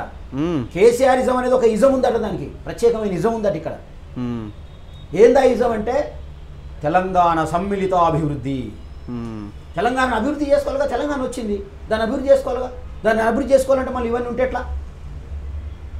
ఇది నాన్ సెన్స్ నడుస్తుంది. కాబట్టి తెలంగాణ చైతన్యం ఏమైందంటే ఇదైంది. మరి ఎట్లా ఇంతే ఉంటుందా? తప్పకుండా. అట్లెందుకు ఉంటుంది? మనం చచ్చిపోయినాం ఏంది? అదే అంటున్నాం, మనం చస్తే ఉంటుంది అట్లా. మనం బతికే ఉన్నాం. చేత కాకపోవచ్చు, ఇప్పుడు డబ్బు లేకపోవచ్చు, ఇప్పుడు బతకడానికి కష్టం ఉండవచ్చు. నేను కాదనా, డబ్బు లేనివాడు ఎప్పుడు అట్లే ఉంటాడు అనుకోవద్దు. పోరాటం స్ఫూర్తి ఎప్పుడు చచ్చిపోద్దని అనుకోవద్దు. ఖచ్చితంగా పోరాటాలు జరుగుతాయి. ఈ తెలంగాణ నేలకు పోరాటాల చరిత్ర ఉంది. నిజాం ప్రభుత్వాన్ని ఎదిరించిందంటే మామూలు ఎదిరించడం కాదు అది. నిజాం ప్రభుత్వాన్ని మామూలు ఎదిరించడం కాదు. ఒకవైపు తబ్లీగ్ ఇస్లాం నడుస్తుంటే మరొక వైపు ఇక్కడ ఉద్యమాలు నడిచినటువంటి చరిత్ర దీనికి ఉంది. It is not a joke. ఒకవైపు తెలంగాణ సాయుధ పోరాటం వస్తే తెలంగాణ సాయుధ పోరాటంలో ఆయుధాలు కింద ఇస్తే కమ్యూనిస్టులు తిట్టినటువంటి చరిత్ర, కమ్యూనిస్టుల మీద పోరాటం చేసిన చరిత్ర ఇక్కడ ఉంది. సుంకం వచ్చాలనే ఒక దళితునికి, నువ్వు దళిత అంటున్నావు కదా, సుంకం వచ్చాలనే ఒక దళితునికి నెహ్రూ కంటే ఎక్కువ ఓట్లు వచ్చినాయి. వాడు తెలంగాణ నల్లగొండ బిడ్డ, నా జాతి బిడ్డ. ఇక్కడ పోరాటాల చరిత్ర లేదనుకోకు. బైరాన్ పెళ్లిని గుర్తు చేసుకోవాలి. పైకి పోతుంటే పైన నుండి నీళ్లు సలసలగాగే నూనె పోసినటువంటి ఘన చరిత్ర వీళ్ళకుంది. గురి చూసి గులేర్లతోటి కొట్టినటువంటి చరిత్ర ఈ తెలంగాణకు ఉంది. మామిడి తోటల్లో పండుకొని వెళ్ళవాళ్ళు రజాకారులను ఎదిరించి కంటికి నిద్ర లేకుండా బతికినటువంటి చరిత్ర ఈ తెలంగాణకు ఉంది. నా కుటుంబంలో నా తాతలు తెలంగాణ సాయుధ పోరాటానికి బలైన వాళ్ళు ఉన్నారు. నా కుటుంబ సంగతి చెప్తున్నా, అంటే ఉదాహరణకు చెప్తున్నా. అంటే ఈ రాష్ట్రంలో ప్రతి కుటుంబానికి పోరాట చరిత్ర ఉంది తెలంగాణకి. దీన్ని తక్కువ అంచనా వేసిన పాలకులందరూ మట్టి గర్భంలో కలిసిపోయారు, ఇది పక్కా. కాబట్టి నేనేమంటున్నానంటే మీరు అన్నట్టు చైతన్యం పోయింది కాబట్టి ఒకవేళ కదిరకృష్ణ చేయలేకపోవచ్చు, కదిరకృష్ణ తర్వాత స్టోర్ చేస్తాడు. గ్యాప్ రావచ్చు. బాబాసాహెబ్ చనిపోయిన తర్వాత కాంశీరామ్కి ఒక 50 సంవత్సరాల గ్యాప్ వచ్చింది, కానీ రాకుండా ఉండాలా. పూలే గారు చనిపోయిన తర్వాత ఒక 50 సంవత్సరాల గ్యాప్ వచ్చింది, కానీ అంబేద్కర్ గారు రాకుండా ఉండాలా. వస్తుంది, చరిత్ర పునరావృతం అవుతుంటుంది. పోరాటాల చరిత్ర అసలే ఉండదు, ఇంకా అది ఎప్పుడు ఇంకో రూపంలో జరుగుతుంది. తర్వాత మీరు బీసీ బంధు గురించి అడిగారు. అసలు నేనేమంటున్నంటే ఈ అడుక్కునే సంస్కృతికి, వాడిస్తే తిందామనే సంస్కృతికి నేను వ్యతిరేకం ఫస్ట్ థింగ్. కానీ ఒక స్కీమ్ వచ్చింది కాబట్టి అది బర్నింగ్ పాయింట్ గురించి దాని గురించి మాట్లాడుతున్నాం మనం. అంటే మీరు వచ్చి బీసీల కాడికి వచ్చే వరకల్లా ఇది ఇట్లా అవుతుందా అని. నేను బీసీలకు ఇస్తే నేను వద్దనా, బీసీలకు ఇస్తే హ్యాపీనే, సంతోషమే, దానికి నేను వ్యతిరేకం కాదు. కానీ బీసీలు చేయవలసిన ప్రథమ కర్తవ్యాన్ని గురించి నేను మాట్లాడవచ్చు. ఓకే, బీసీలకు ఒక ప్రథమ కర్తవ్యం ఉంది. దాన్ని వదిలేసి నువ్వు వానికి ఇచ్చాడు కాబట్టి నాకు, వాళ్ళకి ఇచ్చారు కాబట్టి నాకు, ఈయనకి ఇచ్చారు కాబట్టి నాకు, నేను వద్దనట్లా ఫస్ట్ చెప్తున్నాను, వద్దనట్లా నేను. అది కొట్లాడాల్సిందే. బీసీ బంధు సాధించుకోండి, తప్పేం లేదు. అసలు లేదురా మొగడు అంటే పెసరపప్పు ఉండే పెళ్ళం అన్నాడట. ఇది అయ్యేటట్టే లేదని నేను అంటుంటే ఇక బీసీల బంధు గురించి తర్వాత ఆలోచించండి. సరే, నేను ఐఎమ్ నాట్ అగెన్స్ట్ బీసీస్, ఎందుకంటే నేను ఆఫ్ బీసీని, ఆఫ్ ఎస్సీని. అంటే నేను అనేది ఏంటంటే అయితే అనగారిన ఎంబీసీ వర్గాల్లో చాలా కులాలు, చాలా ఎకరం భూమి లేని. I'm not talking about this. నేను 100% వాళ్ళకి ఇవ్వాల్సిందే, నేను వద్దనట్లా. కానీ అంతకంటే ముందు చేయవలసిన పని కూడా ఒకటి ఉంది అంటున్నా. ఏంటి ఆ పని? ఇవాళ యాదవులను ఏదో ఒక పేరుతోటి కేసీఆర్ లాగేసుకుంటారు, గొర్రెలు అన్నాడు. ముదిరాజులను అటు బీజేపీ ఇటు టీఆర్ఎస్ ఏదో ఒక పేరుతోటి ఒక రూపేణ లాగేసుకుంటుంది. బలమైన సామాజిక వర్గాల గురించి. అవునవును. గౌడ్స్ ఒక పార్టీ వెళ్ళిపోయింది కాబట్టి ఈ 3 వర్గాలు పోరాటాలకు దూరం అయిపోతున్నాయి. ఎందుకో కొంచెం బాధగానే ఉంది నాకు ఆ విషయం. ఇక కింది వర్గాలు మీరు చెప్పినట్టు సాకలి, మంగలి, వడ్డెర, కుమ్మరి, వడ్రంగి, కంసాలి, ఇట్లాంటి సాకలి, ఇట్లాంటి మంగలి, చిన్న కులాల వారు, వీళ్ళకైతే అసలు నిర్భాగ్యమైన జీవితం. ఒక ఎమ్మెల్యే ఉండదు, ఒక రిప్రజెంటేషన్ ఉండదు, ఒక జడ్పీటీ చైర్మన్ ఉండడు, ఒక జడ్పీటీసీ ఉండడు, ఒక ఎంపీటీసీ ఉండడు. కవితక్క చెప్పింది, మా నాయనది కమ్యూనిస్టుల ప్రణాళికే మా ప్రణాళిక, కమ్యూనిస్టుల మావోయిస్టుల ఏజెండానే మా ఎజెండా అన్నావు. అమ్మ, మావోయిస్టుల ఎజెండాలకు మార్క్స్ ఎజెండాలో పని వృత్తుల వాళ్ళు, కమ్మలోళ్ళు, సాగలోళ్ళు, మంగళోళ్ళు మీకు కనిపించరా? అయితే వీళ్ళు ఏమంటుందంటే ఎస్సీలో కొంత రిప్రజెంటేషన్ ఉంది. ఏ జిల్లాకు పోయినా ఒక 2 ఎమ్మెల్యేలు ఉంటారు. ఇక మాట్లాడాడో ఆవలిడో కానీ ఒక 2 అవుతున్నారు సమస్య చెప్పుకోవడానికి. కానీ బ్యాక్వర్డ్ క్లాసెస్కి ఆ పరిస్థితి లేదు. నేనేమంటానంటే అసలు బ్యాక్వర్డ్ క్లాసెస్ కరెక్ట్గా కనుదిరిస్తే, బ్యాక్వర్డ్ క్లాసెస్ సరైనటువంటి చైతన్యంతో ఉంటే, ఇక్కడ అధికారం బ్యాక్వర్డ్ క్లాస్ అంతే, ఇక్కడ అధికారం బ్యాక్వర్డ్ క్లాస్. కాబట్టి నేనేమంటున్నా, మొదటి యుద్ధం అధికారం మీద ఉండాలి, రెండో యుద్ధం ఇట్లాంటి బంధువుల మీద పెట్టండి. నేను దానికి వ్యతిరేకం కాదు. ఈ దేశంలో ఒక సాకలి కులస్తుడికి 100 రూపాయలు వస్తున్నాయంటే సంతోషపడే వాళ్ళలో నేను మొదటివాడిని. ఈ రాష్ట్రంలో ఒక మంగళి కులస్తుడికి ఒక 1000 రూపాయలు సహాయం జరుగుతుంది, లాభం జరుగుతుంది అంటే నేను సంతోషపడతాను. ఎందుకంటే సెమీ అన్టచబుల్స్, టోటల్ అన్టచబుల్స్ అది తెలుసు నాకు. ఈ సామాజిక వర్గాల నుంచి పుట్టుకొని అనుభవించి వచ్చిన వాళ్ళం కదా మనం. అన్నప్పుడు 100% వీళ్ళకి న్యాయం జరగాల్సిందే. కానీ మొట్టమొదటి జరగాల్సింది బ్యాక్వర్డ్ క్లాసెస్లో అధికార పోరాటం. 54% ఉన్నారు.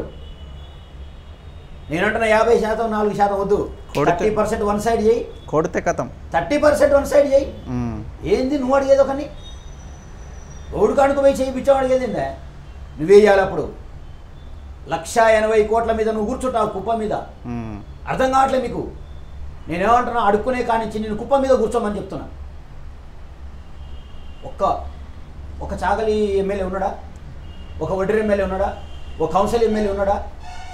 ఒక పద్మశాలి ఎమ్మెల్యే, ఒక ముదిరాజు ఉంటే పీకేసినవుగా. అవును, అయిపోయింది. 40 లక్షల కుటుంబాలు ఉండే ముదిరాజులకు ఒక ఎమ్మెల్యే ఉంటాడు. వేలమలేమో 20 మంది ఉంటారు. రెడ్లేమో 40 మంది 50 మంది ఉంటారు. మినిస్టర్లు కూడా ఆడలే కదా మొత్తం. మరి ఏంది ఇది? నేను ఇది ఆలోచించమంటున్నా. బీసీలకు నా విజ్ఞప్తి, మీరు ఫస్ట్ అధికారం కోసం ఆలోచించండి. ఎట్లా చేయాలనేది కూర్చోబెట్టండి, మాట్లాడండి, కూర్చుందాం, చర్చ చేద్దాం మేధావులందరం. బీసీలకు ఎట్లా అధికారం రాదు? బీసీలు ఎందుకు మాట్లాడతలేదు? అసలు బీసీ మేధావులు నోరు ఎందుకు ఇప్పట్లేదు? ఇవాళ అంతో ఇంతో లీడర్షిప్ వచ్చిందంటే ఎస్సీలో లీడర్షిప్ వచ్చింది. మనం మాట్లాడుకున్నట్టు ఇవాళ షెడ్యూల్ కాస్ట్లో చాలా లీడర్షిప్ వచ్చింది. బ్యాక్వర్డ్ క్లాస్లో ఆ లీడర్షిప్ని ఎందుకు రానియట్లే? బ్యాక్వర్డ్ క్లాస్లో సామాజికవేత్తలు ఎందుకు మాట్లాడనిస్తలే? కులానికి ఒక సామాజికవేత్తను బయట పెట్టండి. ఎందుకు వాళ్ళు చదువుకోలేదా? వాళ్ళకి మేధస్సు లేదా? అంటే మనం కాన్షియస్గా మన జాతుల యొక్క చైతన్యాన్ని నాశనం చేస్తూ అధికారం కోసం కానీ ఇంకో దానికోసం కానీ ఆలోచించకుండా పాలకులు ఇచ్చేటటువంటి ఇటువంటి తాయిలాల కోసం మనం చేదాపినంత కాలం బానిసలుగా, అడుగు తినేవాళ్ళుగా, బెగ్గర్స్గా మిగిలిపోతాం ఈ దేశం. నేను బీసీలందరినీ కోరుతున్నా, నేను మీ అన్నగా, మీ తమ్ముడిగా, మీ రక్త బంధువుగా, మీ మీ శ్రేయోభిలాషిగా కోరుతున్నా, ఇంటికొక్కడు రాజ్యాధికారం కోసం బయలుదేరండి. నేను చెప్తున్నా, తెలంగాణలో వచ్చే 70 సంవత్సరాలు బీసీలదే అధికారం, వచ్చే 70 సంవత్సరాలు బీసీలదే అధికారం. రెడ్లు, వెల్మలు, కమ్మలు ఇంకా ఎవడైనా వచ్చి బీసీల దగ్గర నిలబడాలా. కానీ ఈరోజు బీసీలు టికెట్లు తీసుకునే పరిస్థితిలో ఉన్నారు. నేను అంటున్నా, ఈ రాష్ట్రంలో బీసీలు టికెట్లు ఇచ్చే స్థాయికి ఎదగాల. మనస్ఫూర్తిగా 100% నేను నా తల్లి ప్రమాణపూర్వకంగా నేను మనస్ఫూర్తిగా చెప్తా ఉన్నా, బీసీలు టికెట్లు ఇచ్చే స్థాయికి ఎదగండి, బీసీలు డబ్బు పంచే స్థాయికి ఎదగండి, బీసీలు ఈ రాష్ట్ర బడ్జెట్ అనే కుప్ప మీద కూర్చోండి. లేదా మీ కెపాసిటీ లేదా? ఓటు ఒక్కటేరా బాబు, తెల్లారి వరకు మారుతుంది చరిత్ర. అంతే, ఒక్కటే రోజు మార్చేయచ్చు చరిత్రను. తెల్లారి వరకు రోడ్డు మారుతుంది, రోడ్డు మ్యాప్ మారిపోతుంది. ఈ చైతన్యం చేయలేమా మనం? ఈ ప్రజలను రగిలించలేమా? అంటే బీసీలు అంత చేతగానోళ్ళనా మన ఉద్దేశం? వాళ్ళకి నేర్పట్లే, వాళ్ళ చైతన్యం చేయట్లే, వాళ్ళ ఇంట్లోకి పోవట్లే, వానికి ఏం సమస్య ఉందో తెలుసుకోవట్లే. ఇంత దుర్మార్గం ఏ దేశంలో లేదు, ఏ దేశంలో లేదంట. ఇప్పుడు పోరాటాలు అనగా నాకు గుర్తొచ్చింది, మొన్న దళిత బంధు అనగానే కమ్యూనిస్ట్ లీడర్లు కూడా వెళ్ళి ముఖ్యమంత్రితో కూర్చొని భోజనం చేసిన పరిస్థితి. అంటే చాలా అంటే వాళ్ళు ఆ కమ్యూనిజం ఉండాలి, ప్రజల కోసం పోరాడిన కొంత గొప్ప ఆదర్శమూర్తులు ఉన్న ఈ తెలంగాణ, ఈ దేశ గడ్డ మీద వాళ్ళ ఆశయాలను ఏం చేస్తున్నారు వీళ్ళంతా? అదే కమ్యూనిస్టులు కాళీశ్రామ్ గారు చెప్పినట్టు కమ్యూనిస్టులు అయిపోయారు. కమ్యూనిస్టులు అంటే కమ్ముళ్ళు అయిపోయారు, అంతా కామ్రేడ్లు, రెడ్లు అయిపోయారు.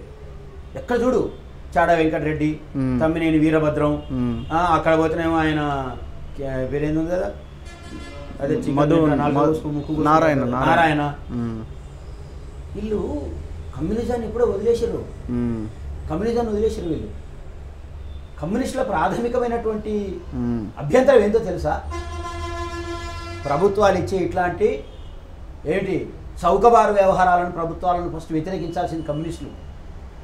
అసలు అది ఇవ్వలే, అమలు కూడా కాలే కదా. ఎట్లంటావు? టర్మ్స్ అండ్ కండిషన్స్ రాలా, పోయి కూర్చొని అన్నం వచ్చినాయా? రాలా. పోనీ అసలు దళిత బంధువులు కంటే ముందు దళిత సమస్యలు మీకు ఏమైనా తెలుసా? తెలియదా? తెలిసే వాటిని ఎందుకు డిస్కస్ చేయలేదు? ఇప్పుడు మీరు చెప్పిన డిస్కస్ చేయాలిగా. నేను పిలిచిరు, పోయినావు, ఏం మాట్లాడొచ్చిన వాడ? ఎంత బాధ్యతారాహిత్యమైన వాళ్ళు కమ్యూనిస్టులు అంటే, ఇప్పుడు నేను మొదటి కమ్యూనిస్టులు అంటే talking about the communism. Communism always right, communism always right, but the communist who are implementing the scheme, who are implementing the theory are very false or fake here. నేను అదే చెప్తున్నాను. నేను పుచ్చలపల్లి సుందరయ్య గురించి మాట్లాడాను, తరిమేల నాగిరెడ్డి గురించి మాట్లాడడంలా, లేకపోతే కొండపల్లి సీతారామయ్య గురించి మాట్లాడడం లేదు, శివసాగర్ గురించి నేను మాట్లాడడం లేదు. నేను మాట్లాడుతున్నది ఇప్పుడున్న ఈ వీళ్ళ గురించి మాట్లాడుతున్నాను. ఎంత ఫేకులు అంటే వీళ్ళు. సిపిఎం పార్టీ బిఎల్ఎఫ్ అని పెట్టింది, మాట్లాడలేదు ఇప్పటిదాకా. ఇప్పుడు మాట్లాడుతున్నా మీ ముందు, నీ మీద నమ్మకంతో మాట్లాడుతున్నాను నేను. బిఎల్ఎఫ్ పెట్టిరు, 150 పైసలకు సంఘాలను తీసుకొచ్చి ఒక సంఘంగా పెట్టినావు నువ్వు. అవును, తెల్లారి ఎలక్షన్ అయిపోయిన తెల్లారి బిఎల్ఎఫ్ను రద్దు చేసినావు. ఈ రోజు వరకు బిఎల్ఎఫ్ని ఎందుకు రద్దు చేసినావో చెప్తలేవు. బిఎల్ఎఫ్ ఉనికి ఏమైందో చెప్తలేవు. అసలు రద్దు చేసినావా, ఉంచినవా, ఏమైందో చెప్తలేవు. కమ్యూనిస్టులు బాధ్యతాయుతమైన వాళ్ళు కదా. We have no responsibility, there is no accountability to the people. అవును, చెప్పొద్దాను, చెప్పాలి కదా. ఎందుకు బిఎల్ఎఫ్ ఇట్లా అయిందో చెప్పవా? సడన్గా మా పొలిట్ బ్యూరో నిర్ణయం తీసుకుంది కాబట్టి మేము పక్కన పోయినంటే, అప్పుడు పొలిట్ బ్యూరో నిర్ణయం తీసుకోకుండానే బిఎల్ఎఫ్ ఏర్పడదా? సీతారాం యేచూరు రాకుండానే నువ్వు పాదయాత్ర చేసిరా మీరు? బృందాకారత మాట్లాడకుండానే ఇక్కడ బిఎల్ఎఫ్ ఏర్పడదా? అంటే ఎస్సీ ఎస్టీ బీసీ కులాల సంఘాలందరినీ తీసుకొస్తావు, ఒక సంఘం ఏర్పాటు చేస్తావు, నీకు రిజల్ట్ రాకముందే నువ్వు అవతలకి వెళ్ళిపోతావు. ఇప్పుడు అమ్ముడుపోయిన వాడు ఆయన చాలా తప్పు మాట్లాడుతుంది మా గురించి అంటారు. కానీ నేను ఏమనాలి? ఇప్పుడు నేను ఎట్లా అర్థం చేసుకోవాలి? నిన్ను అమ్ముడుపోయిన వాడిని అర్థం చేసుకోవాలా, అమ్ముడు పోలేదని అర్థం చేసుకోవాలా? మిమ్మల్ని కమ్యూనిస్టులు మీ బాధ్యత నుంచి వైదొలుగుతున్నారు, కమ్యూనిస్టులు మీ చైతన్యాన్ని తప్పుదో పట్టిస్తున్నారు. ఏ కారణాల చేత వైదొలుగుతున్నారు? ఇదే దీని వెనకాల. అంటే వాళ్ళు ఏమైనా ఆశిస్తున్నారా? ఉన్నాయి. ఇప్పుడు కమ్యూనిస్టులు ఒకప్పుడు భూములని వాళ్ళు త్యాగం చేసేటోళ్ళు, 100 ఎకరాలు ఉంటే అవును, త్యాగం చేస్తావు. వచ్చేసాడు, పోరా నాకు నాకు 10 ఎకరాలు బతికితే చాలిపోను, మిగతా తీసుకోపో అనుకుంటారు. అట్లా అన్నోళ్ళు ఉన్నారు. భూదాన్ పోచంపల్లి వెదిరే రామచంద్రారెడ్డి, నేను కొన్ని వందల పేర్లు చెప్తాను, ఉదాహరణకు చెప్తున్నా. కానీ ఇప్పుడు కమ్యూనిస్టులందరికీ ఈ కామర్స్ బిజినెస్లు వచ్చినాయి. ఇక మీకు ఈ కామర్స్ బిజినెస్లోకి వచ్చినాక, మీరు ల్యాండ్ రియల్ ఎస్టేట్లోకి మీ పిల్లలు వచ్చినాక, మీరు బ్రాహ్మణులను పిలిపించి శాస్త్రోక్తంగా వేదోక్తంగా పెళ్లిళ్ళు చేయించుకున్నాక కమ్యూనిస్టు సంకనాకి పోకపోతే ఉంటుంది. ఇక కమ్యూనిస్టులు హేతుబద్ధంగా ఉండాలి, కమ్యూనిస్టులు శాస్త్రీయంగా ఉండాలి, కమ్యూనిస్టులు రేషనాలిటీతో ఉండాలి, కమ్యూనిస్టులు ప్రశ్నించేతత్వంగా ఉండాలి. కమ్యూనిస్టులు నాలాంటి వాడు ఎవడైనా దారి తప్పుతుంటే, ఒక రోజు ఎవడైనా తప్పు మాట్లాడితే కమ్యూనిస్టులు వేదికల మీద విమర్శన చేసేవాళ్ళు, ఇంక్లూడింగ్ దళిత్ లీడర్స్, ఎస్సీ లీడర్స్ని కూడా. అరే ఇంత జరుగుతుంటే చాలామంది కింద ఉన్న క్యాడర్ అంతా నాలాంటి వాళ్ళకి ఫోన్లు చేస్తున్నారు. అన్న మీరైనా కనీసం ఈ చర్చని ప్రజల్లోకి తీసుకెళ్లే ప్రయత్నం చేయండి. అసలు మాట్లాడేటోడే లేడు దీనిపైన. మేమైతే అసలు మాట్లాడలేము. ఒకవేళ నోరు ఇప్పినా పార్టీ నుంచో లేకపోతే ఆ సంఘాల నుంచో సస్పెండ్ చేస్తారండి. అవుతుంది అది. అంత భయంకరమైన అండ్రెస్ట్ ఉంది కింది స్థాయి వర్గాల్లో. 100% చెప్తున్నాగా. మాట్లాడితే వీడు మా వ్యతిరేకి. ఇప్పుడు మనం కులాలను సంస్కరించండి రా, మీ గ్రంథాల్లో తప్పు ఉందనుకో, వీడు హిందూ వ్యతిరేక అంటారు. ఇది ఎక్కడ ఆశ్చర్యం అంటే, ఈ హిందూ వ్యతిరేక అనే దానికి ఒక పారామీటర్ లేదా? ఉదాహరణకు చెప్తాను, నేను అందులో తప్పు ఉంది, దాన్ని సవరించుకుందాము, మనం అందరం కలిసి బతుకుదాం అన్నావు అనుకో, లేదు నువ్వు క్రిస్టియన్ కమ్ముడు పోయినవు, విదేశాల కమ్ముడు పోయినవు, నువ్వు యాంటీ హిందూ కాబట్టి నువ్వు ఇట్లా మాట్లాడుతున్నావు అంటే, ఒకడు అన్నా నీ షర్టు బాగలేదన్నా, అక్కడ కాకి రెట్టబడ్డదంటే, నువ్వు నాకు వ్యతిరేకం కాబట్టి నా కాకి రెట్టబడ్డదంటే ఏమన్నా అర్థం ఉందా? అని పడ్డదా లేదా చూసుకోవాలన్నా వద్దా? నేను అదే అడుగుతున్నాను. కమ్యూనిస్టుని అలా ప్రశ్నిస్తే పార్టీలకి వెళ్ళి వెళ్ళగొట్టే పరిస్థితి, వాళ్ళ మీద ఆరోపణలు చేసేటటువంటి పరిస్థితి, వాని వెనకాల ఏ ఉన్నాయో తోవే పరిస్థితి, వాని కుటుంబ నేపథ్యాన్ని వెతికి తీసే పరిస్థితి, అంటే ఫ్యూడలిస్టులుగా మారిపోవడం, క్యాపిటలిస్టులుగా మారిపోవడం. సింపుల్గా ఒకటి అనేస్తారు, బీజేపీ ఎదుగుతోంది, బీజేపీని బూచిగా చూపెడతాడు, ఈడ జరుగుతుంది మాట్లాడడం. ఇప్పుడు ఆయన విమర్శించొద్దని ఎవరు అనట్లే, ఇప్పుడు ఆయన స్ట్రెంథన్ చేస్తున్నారు కదా అండి. బీజేపీ అనేది మాత్రమే మనకి ఇక్కడ క్రైటీరియా కాదు. అదే అంటున్నా కదా. ఇప్పుడు నేనేమంటున్నా, ఎవరు తప్పు చేసినా వాడిని, ఒకవేళ బీజేపీ, నేను ఇప్పుడు ఒక తప్పు చేస్తున్నా, బీజేపీ నా తప్పును ప్రశ్నించింది అనుకో, అయితే ఏందట అంటే బీజేపీకి ప్రశ్నించే హక్కు లేదంటారా? నేను దానికి వ్యతిరేకం. నాలో తప్పు ఉన్నప్పుడు బీజేపీ కాదు, ఎవడైనా మాట్లాడవచ్చు దాన్ని, కానీ దానికి ఒక సహేతుకత ఉండాలి, దానికి ఒక శాస్త్రీయత ఉండాలి. నేను అడిగేది అది. బ్రదర్ మీకు అర్థమవుతుంది నా పైన? అర్థమైంది. నువ్వు నన్ను శాస్త్రీయంగా ప్రశ్నించు. నేను బిర్యానీ తింటుంటే బహుశా నువ్వు నిన్నమన్నటి దాకా ఇది తినేటోడివి, మామూలు రొట్టెలు అన్నం తినేటోడివి, కానీ ఈరోజు బిర్యానీ తింటుంటే ఖచ్చితంగా నీకు ఎవడు ఇప్పించుంటాడు అంటే, ఇక నాకు ఆశ లేనట్టు, నాకు ఆశయాలు లేనట్టు, నాకు కోరికలు లేనట్టు, నాకు శ్రమ లేనట్టు ఎట్లా మాట్లాడతాం మనం? అందుకే నేనేమంటున్నా, పాలకుడికి ఎంత బాధ్యత ఉంటుందో ప్రతిపక్షానికి కూడా అంతే బాధ్యత ఉంటుంది. ప్రతిపక్షానికి ఎంత బాధ్యత ఉంటుందో ప్రజాస్వామ్యంలో పార్టీలకు కూడా అంతే బాధ్యత. పక్షం అంటాం మనం. ప్రజాస్వామ్యం అంటేనే అర్థం అది. పార్టీ ఉంటుంది, ప్రతిపక్షం ఉంటుంది, ప్రభుత్వం ఉంటుంది. ప్రతిపక్షం ఉన్నప్పుడు పార్టీ కూడా ఉంటుంది, అది కూడా గుర్తుపెట్టుకోవాలి. ఇప్పుడు ఒక పార్టీకి ఒక్క సీటు కూడా రాలేదనుకో, అయితే ఆ పార్టీ ప్రజాస్వామ్యంలో లేనట్టు కాదు, ప్రజాస్వామ్యంలో దానికి వాయిస్ లేనట్టు కాదు. That's we have to identify, that's we have to recognise కదా. కాబట్టి నేనేమంటున్నా, పాలక ప్రభుత్వానికి ఎంత బాధ్యత ఉందో ప్రతిపక్షానికి అంతే బాధ్యత ఉంది, పార్టీలకు కూడా అంతే బాధ్యత ఉంది. పార్టీలు అమ్ముడు పోయినట్టు వ్యవహరిస్తున్నాయి, ప్రతిపక్ష పార్టీలు బాధ్యత లేకుండా వ్యవహరిస్తున్నాయి, ప్రభుత్వాలు వీటిని ఆసరాగా తీసుకొని ఫ్యూడలిస్టిక్గా, క్యాపిటలిస్టిక్గా, ఇంపీరియలిస్టిక్ మెంటాలిటీస్ జనాన్ని ఆడుకుంటున్నాయి. కాబట్టి ఇది దుర్మార్గం. నేనేమంటున్నా, ఇది దుర్మార్గం, ఇది నడవకూడదు, ఇది ప్రజాశ్రేయస్సుకు మంచిది కాదు, ప్రజాహితానికి మంచిది కాదు. మీరు అడగొచ్చు, మరి మీ మీ మీ మీ సంఘాల్లో కూడా, మీ బహుజనవాదంలో కూడా లోపాలు ఉన్నాయని. నేను లోపాలు లేవనట్లా, కానీ మేజర్గా నా బాధ్యత నుంచి నేను వైదొలగద్దు, మేజర్గా నా వాయిస్ని నేను చంపుకోవద్దు, మేజర్గా నేను మాట్లాడాల్సిన దాన్ని ఒక ప్రయోజనం కోసం నేను తాకట్టు పెట్టకూడదు. ఇది చూస్తా. ఒక 20 ఏళ్ళు బతికితే తప్పకుండా తప్పు చేస్తాడు, వాడు 50 ఏళ్ళు బతికితే తప్పు చేయనివాడు ఎవడు ఉండడు. మనిషి అనేవాడు తప్పకుండా చేస్తాడు.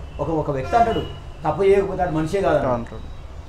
కాబట్టి నేను దాని గురించి 90% మనిషిలో ఏముంది, ఆ ఆలోచన ఏముంది, అతని యాక్టివిటీ ఏముంది, అతని ప్రవర్తన ఏముంది, ఇది చూడాలి కదా మనం. ఇది అబ్జర్వ్ చేయాలి కదా. ఇది అబ్జర్వ్ చేయకుండా గుడ్డి గుర్తుగా బిహేవ్ చేయడం అనేటటువంటిది, అది మధ్యరాతి యుగాలకు తీసుకెళ్లడమే సమాజాన్ని. మధ్యయుగాల నాటి సమాజాన్ని కనుక మళ్ళీ మనం ప్రమోట్ చేస్తే మొట్టమొదట నష్టపోయేది షెడ్యూల్ కాస్ట్లు. మొట్టమొదట నష్టపోయిన షెడ్యూల్ క్యాస్ట్ తర్వాత బ్యాక్వర్డ్ క్లాసెస్ వాళ్ళ ఉనికినియే దెబ్బతీస్తాయి. ఎందుకంటే ఎస్సీలకు రిజర్వేషన్లు ఉన్నాయి, ఎస్సీలకు 2 సీట్లు ఉన్నాయి, బ్యాక్వర్డ్ క్లాసెస్కి అవి లేవు. కాబట్టి పూర్తిగా ఉనికి తుడిచిపెట్టకపోయే ప్రమాదం ఉంది. ఇది మరో ముఖ్యమైన అంశం మీరే అన్నారు, దళితుల్లో లీడర్షిప్ పెరిగింది బాగానే కనబడుతోంది కూడా. సో మీరు ఎవరికి వాళ్ళుగా సంఘాలు పెట్టుకొని ఎవరికి వాళ్ళుగా పార్టీలు పెట్టుకొని ముందుకెళ్తే రాజ్యాధికారం రావాలి అనుకున్న మీలాంటి వాళ్ళ ఆలోచనలు మీ ఆశయాలు ఎట్లా నెరవేరుతాయి అనుకుంటున్నారు? ఇప్పుడు మందకృష్ణ మాదిగ ఎంఎస్పీ, ఇంకొక ఆయన డిఎస్పీ, ఇంకొక ఆయన బీఎస్పీలకు పోవడానికి రెడీ అవుతున్నాడు. సో ఇన్ని పార్టీలు ఇంత దీనివల్ల ఎట్లా సాధ్యమైంది అనుకుంటున్నారు? రైట్, చాలా కీలకమైన ప్రశ్న ఇదైతే. ఏంటి, రాజ్యాధికారం అనేది సాధించాలనుకున్నప్పుడు నాదొక సంఘం, నేను ఒప్పుకుంటున్నాను, నాదొక సంఘం, ఆయనదొక సంఘం, ఆయనదొక సంఘం, ఆయనదొక సంఘం, మరి ఎట్లా సాధ్యమవుతుంది అని, అంతే కదా మీ ప్రశ్న? రైట్, నేనేమంటున్నానంటే మీకు టీ కావాలి, నాకు టీ కావాలి, ఆయనకు టీ కావాలి, మన ముగ్గురం ఎక్కడ పోతాం? టీ స్టాల్ దగ్గరికి వెళ్తాం. టీ స్టాల్ దగ్గరికి వెళ్తాం. రైటా? రైట్ కదా? అంతే కదా లాజిక్. ఇక్కడ కూడా రాజ్యాధికారం కావాలి, నువ్వు ఎక్కడ రావాలి? ఇక్కడ రావాలి. ఆయన ఎక్కడ రావాలి? ఇక్కడ రావాలి. నేను ఎక్కడ పోవాలి? అక్కడ రావాలి. మనం మూడు చోట్ల ఉంటున్నాం అంటే మన వ్యక్తిగత ప్రయోజనాలు అయి ఉండాలి, దీని వెనకాల ఏదైనా కాన్స్పిరసీ అయి ఉండాలి, లేదంటే మనకు చిత్తశుద్ధి లేకుండా ఉన్న పోయి ఉండాలి, ఇంక్లూడింగ్ మీ. నేను కూడా ఒప్పుకుంటాను. అయితే నువ్వు నా చిత్తశుద్ధిని అడిగావు. నేను మొట్టమొదట పోటీ చేసింది బీఎస్పీ నుంచి. అంటే ఏ కమిట్మెంట్ ఉంటే నేను బీఎస్పీ నుంచి పోటీ చేసి ఉంటా? నేను నా ఏజ్ వాళ్ళతో, ఇప్పుడు ఉస్మాన్ యూనివర్సిటీలో ఉన్నంత పిల్లలు నాకంటే చిన్నోళ్ళే కదా, వాళ్ళు ఎమ్మెల్యేలు ఎంపీలు ఏరు కానీ పేర్లు ఎందుకు కానీ మీకు తెలుసు. మరి నేను కూడా ఆ రోజు ఏదో ఒక పార్టీని ఇట్లాగే ఎంచుకొని ఉంటే నేను ఇలా కాకపోతుంటేనా? మీరు ఆలోచించండి. అంటే నేను ఏ కమిట్మెంట్తో బీఎస్పీకి పోయినా? కమ్యూనిస్టు పార్టీల గురించి మాట్లాడినప్పుడు బీఎస్పీ గురించి కూడా మాట్లాడాలి. చాలా ఉంది నాకు దాని మీద బాధ, కానీ 1-2 మాటలు చెప్తాను. బీఎస్పీ కూడా తన సైద్ధాంతిక పునాదుల నుంచి వైదొలిగింది. ఆఫ్టర్ కాన్షీరామ్ భౌగోళికమైనటువంటి తెలంగాణ కోసం బీఎస్పీ సపోర్ట్ చేసినప్పుడు రాజకీయ తెలంగాణలో భాగస్వామ్యాన్ని బీఎస్పీ అడగలేదు. అడిగిందా? తర్వాత ఎక్కడ లేదు. అదే నేను చెప్తున్నా, అది వదిలేస్తా. అసలు బీఎస్పీ మౌలికంగా తన యొక్క సిద్ధాంతాలపైన, తన థీరీపై నుంచి పక్కకు జరిగింది. నేనేమంటున్నా, వాళ్ళు ఏమంటారు, బ్రాహ్మణులు ఉండాలి, వాడు ఉండాలి, వీళ్ళు ఉండాలి, అందరు ఉంటే మనకు. అట్లాంటప్పుడు మరి కాంగ్రెస్ బెటర్ కదా దానికంటే కదా? కాంగ్రెస్ని మించిన ఉదాహరణ ఇంకొకటి లేదు దీనికైతే. ఆయన ఉండాలి, అందరు ఉండాలనుకుంటే కాంగ్రెస్ మించింది అక్కడ. మరి అట్లాంటప్పుడు కాంశీరామ్ ఎందుకు? జాతి జోడో సమాజ్ జోడో, తిలక్ తల్వార్ తరాజ్, ఇస్సే మారో జూతే చార్. అరే కాయ భయ్, ఏ పూరా లోగం. ఎక్కడున్నారు వీళ్ళంతా? ఏం మాట్లాడుతున్నారు? రా, బహుజన సిద్ధాంతం రాజకారం కోసం నేను ఇప్పుడు కట్టుబడి ఉన్నా. నేను చెప్తున్నా, బీసీల కాడికి ఎక్కడికి రమ్మంటే ఎక్కడికి వస్తున్నాయి. బీసీల కోసం నువ్వు ఏం చేయమంటే అది చేస్తున్నాయి. అది నా కమిట్మెంట్. ఎస్సీల కోసం ఇప్పుడు ఎవరికి వాళ్ళు పార్టీ పెట్టడం తప్పు అంటున్నారా మీరు? నేను ఎవరికి వాళ్ళు పార్టీ పెట్టడం తప్పు అన్నట్లే. మీకు బహుజన రాజ్యాధికారం మీద అవగాహన లేదంట. బహుజన రాజ్యాధికార సిద్ధాంతం పైన, ఫ్రేమ్వర్క్ పైన మీకు ఎలాంటి, మరి ఎట్లా వాళ్ళు అందరూ ఒక దగ్గర కలిసే అవకాశం లేదు? అందరూ ఒక దగ్గర కలిసే అవకాశం లేదని నేను అన్నా. ఉండొచ్చు, కానీ ప్రాథమికంగా ఒక ఉద్యమానికి 5 స్థాయిలు ఉంటాయి. ఏదైనా ఉద్యమం తీసుకోండి, ఒక 5 స్టేజెస్ ఉంటాయి. నెంబర్ 1 భావజాల వ్యాప్తి. నేను గత 10 సంవత్సరాలుగా చేస్తున్నది భావజాల వ్యాప్తియే. ఇప్పుడు నేను బహుజన రాజ్యాధికారం అన్నప్పుడు నేను ఏం చేయాలా? ఎస్సీలను చూడాలి, బీసీలను చూస్తేనే బహుజన రాజ్యాధికారం, అంతేగా. అంటే మరి నువ్వు మాది కాంటివి, ఈయన మాలానే అయిపోయి మళ్ళీ బహుజన రాజ్యాధికారం ఎట్లా వస్తుంది? నేను వైదలేదబ్బా. నేను నా స్టాండ్ మీద నేను ఇప్పటికి కూడా ఈ రోజు 2021 ఎంతండి ఈరోజు డేటు? 3 ఆగస్టు కాడు కూడా నేను బహుజన రాజ్యాధికారం మీదనే కట్టుబడి ఉన్నా. బీసీలు ఎస్సీల మీద దాడులు చేస్తున్నారంటే దానికి పరిష్కారం చూపించాలనుకుంటా నేను. ఎస్సీలు బీసీల మీద అట్రాసిటీ కేసులు పెడుతున్నారంటే దాని పరిష్కారం చూసుకునేవాడిని నేను. కానీ ఈ కొడుతున్నాడు కాబట్టి ఈయన మీద ద్వేషాన్ని నూరిపోయడం, వాడు కేసులు పెడుతున్నాడు కాబట్టి వీళ్ళకి ద్వేషాన్ని నూరిపోయడం, ఆ పరిస్థితిలో నేను లేను. ఆ కమిట్మెంటు అది నాకు ఎందుకు ఆ సాఫ్ట్ కార్నర్ ఎందుకు వస్తుందంటే, కంప్లీట్గా బహుజనవాదానికి సంబంధించి రాజ్యాధికారానికి సంబంధించినటువంటి సిద్ధాంతాన్ని ప్రాక్టీసెస్ను మనం అవగాహన చేస్తాం. సో వీళ్ళ పునాది ఓన్లీ నేను అదే అంటున్నాను, మళ్ళా కులం పట్టుకున్నాక ఇప్పుడు రఘు మాదిగ కులం తోటి అధికారం చేస్తా అంటున్నాడు, అవునా? అన్నప్పుడు నిన్ను బీసీలు ఎట్లా నమ్ముతారు? ఎందుకు నమ్ముతారు అసలు? ఎందుకు ఫస్ట్ ఈ వర్గాలు నమ్మేలా ప్లాన్ చేసుకుంటాడు, ఆ తర్వాత ఇంకొక వర్గం దగ్గరికి వెళ్తాడు. నేను అదే అంటున్నా, నువ్వు ఈ వర్గాలను నమ్మేటట్టు ప్లాన్ చేసుకొని ఆ వర్గాలకు నమ్మకం పుట్టించాలి కదా. కానీ ఈ వర్గాలకు నువ్వు ఏం బోధిస్తున్నావు అనేది ఇంపార్టెంట్ కదా. రఘు నీకు శత్రువు అని నాకు బోధించిన తర్వాత తెల్లారి 3 రోజుల తర్వాత రఘు నీ మిత్రుడు అంటే ఎట్లా నమ్ముతారు? అందుకే బహుజనవాద సిద్ధాంతపు వెలుగులో నువ్వు ఏ కులాన్నైనా ఆర్గనైజ్ చేసుకో. నేను చెప్తుంది అది. కాంశీరామ్ గారు అదే చేశారనుకుంటే బహుజనవాద సిద్ధాంతాన్ని చెప్పాడు ఆయన. ఇప్పుడు ఉదాహరణ బహుజన సమాజ్ పార్టీ అని పెట్టాడు, నువ్వు చమార్ సమాజ్ పార్టీ అని పెడితే అయిపోయేదిగా. ఆయన చమారే అంటారు కదా మీరు, మరి చమార్ సమాజ్ పార్టీ అని పెడితే అయిపోయేది కదా. ఇంతెందుకు అబ్బా బాబాసాహెబ్ అంబేద్కర్ పెట్టిన పార్టీల పేరు తెలుసా వీళ్ళకి ఎవరికైనా? Depressed classes conference. అసలు నోరు తిరుగుద్దా? Depressed classes conference 120 years back. ఏం పేరు అసలు ఆ పార్టీ? Scheduled caste federation. ఏంటా పార్టీ పేరు?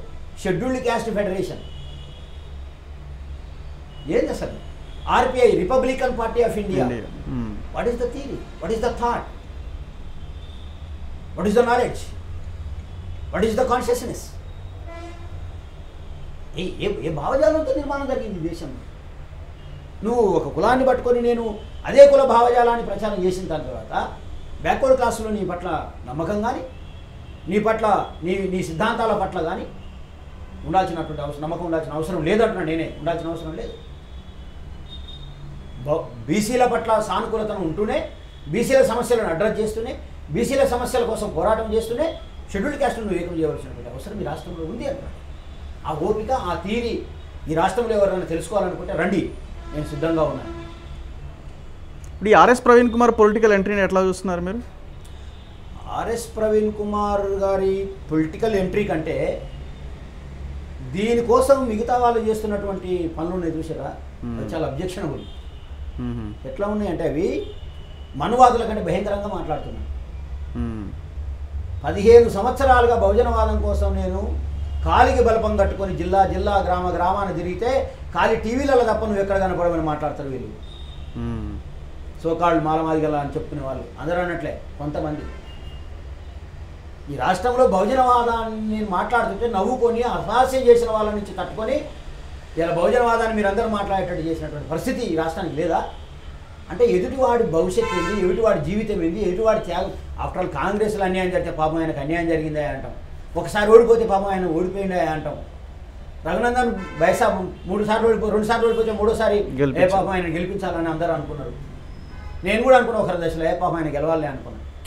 మనకు సిద్ధాంతపరంగా వ్యతిరేకం, నేను వ్యతిరేకంగానే ప్రచారం చేసి ఉండొచ్చు కాదనండి, కానీ మనసులో అనిపిస్తుంది పాపం పిల్లలు మనోడే బైసాబ్ 2 సార్లు పోయింది 3ఓసారి పోయిన గెలివని అంటే మానవత్వం అట్లా ఉంటుంది అని చెప్తున్నాను నేను. అట్లాంటిది 15 సంవత్సరాలుగా నేను ఇక్కడ పోరాటం చేస్తుంటే వాడు అంటాడు నీ సగం మూసేసి వెళ్ళదురా.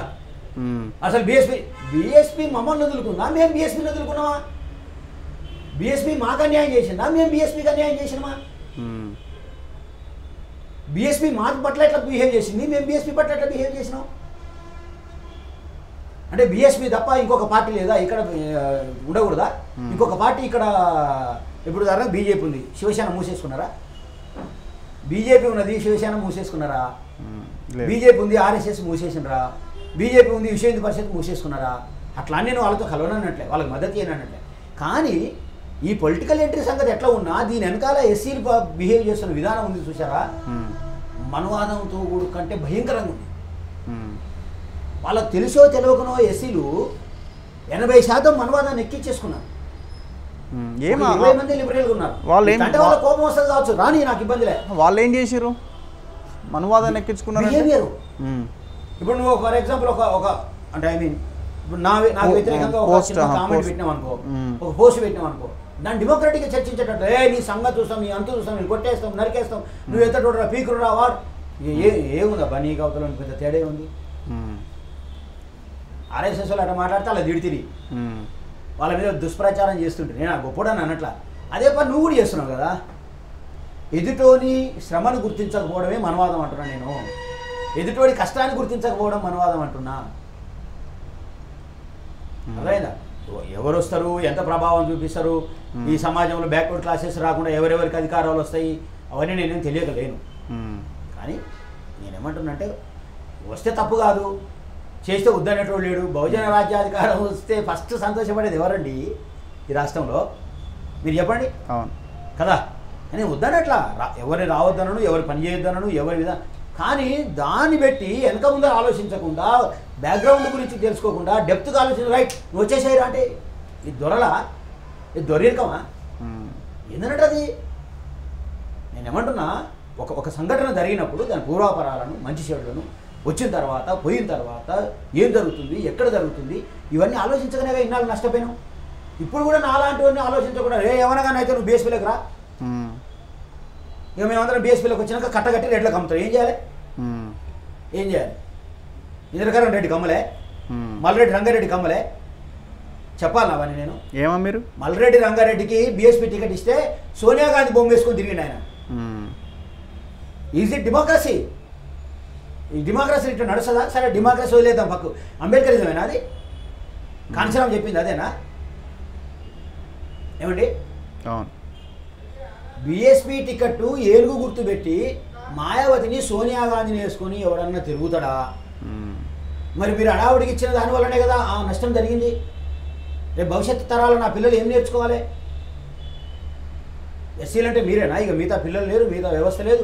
మీరు చదువుకున్న వాళ్ళు 10% ఉంటారు, అలా ఇట్లా మాట్లాడే వాళ్ళు ఒక 2%. మీ 2% కోసం 98% నేను వదిలి ఎవరినో గెలిపించడానికి ఆయన ఎంట్రీ అంటారా మీరు? నేను అంటున్నాను. కానీ మీరు చెప్తున్నా ఇప్పుడు అక్కడ జరిగినట్టే రేపు జరగదని ఏమైనా ఉండదా? మీరు నేను ఆలోచించుకోవద్దా? నేను చూడొద్దా? నేను లోతులు ఏం జరుగుతుంది, నేపథ్యం ఏంది, ఏ నినాదం వెనుక ఎవరి ప్రయోజనాలు ఉన్నాయి, ఇవన్నీ ఆలోచించి కూడా గుడ్డిగా నువ్వు ఎక్కడ చెప్తే నాకు అక్కడికి రావాలా? ఏందన్నట్టు అది మాట్లాడడం? అందుకే అంటున్నా పద్ధతి అది కాదు. ఒక ఇంటలెక్చువల్గా ఎస్టాబ్లిష్ అయినప్పుడు, ఒక వ్యక్తి మాట్లాడుతున్నప్పుడు అతన్ని ఏ రకమైనటువంటి పద్ధతుల్లో డీల్ చేయాలో నీ సమాజానికి గుర్తించలేనప్పుడు నేను అప్పర్ కాస్ట్ ఎందుకు అప్పర్ కాస్ట్ అనుకుంటాడు ఎందుకు గౌరవించాలి చెప్పు? రఘు మీరు వచ్చారు, మీరు వచ్చినప్పుడే నేను గౌరవించినప్పుడు ఇక బయట వాడు గౌరవించాలని నేను కోరుకోవడం అర్థం ఉందా ఏమన్నా? అది మూర్ఖత్వం. చివరగా ఏం డిమాండ్ చేస్తున్నారు బహుజన సేన నుంచి? దళిత బంధు అనే ఈ డిస్కషన్ ఓవరాల్గా మనం డిస్కస్ చేసిన తర్వాత కేసీఆర్ని మీ ముఖ్యమంత్రి ముందు మీరు పెడుతున్న డిమాండ్స్ ఏంటి? కేసీఆర్ గారికి, ముఖ్యమంత్రి గారికి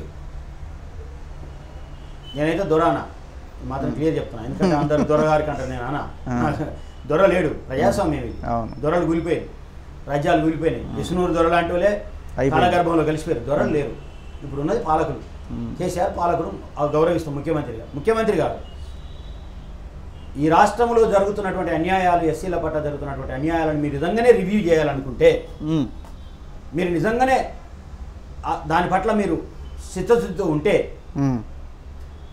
మొట్టమొదట మీరు చేయాల్సింది ఈ రాష్ట్రంలో బ్యాక్వర్డ్ క్లాసెస్కు సంబంధించినటువంటి, ముఖ్యంగా ఎస్సీలకు సంబంధించినటువంటి బ్యాక్లాగ్ పోస్టుల గురించి ఆలోచించాలి.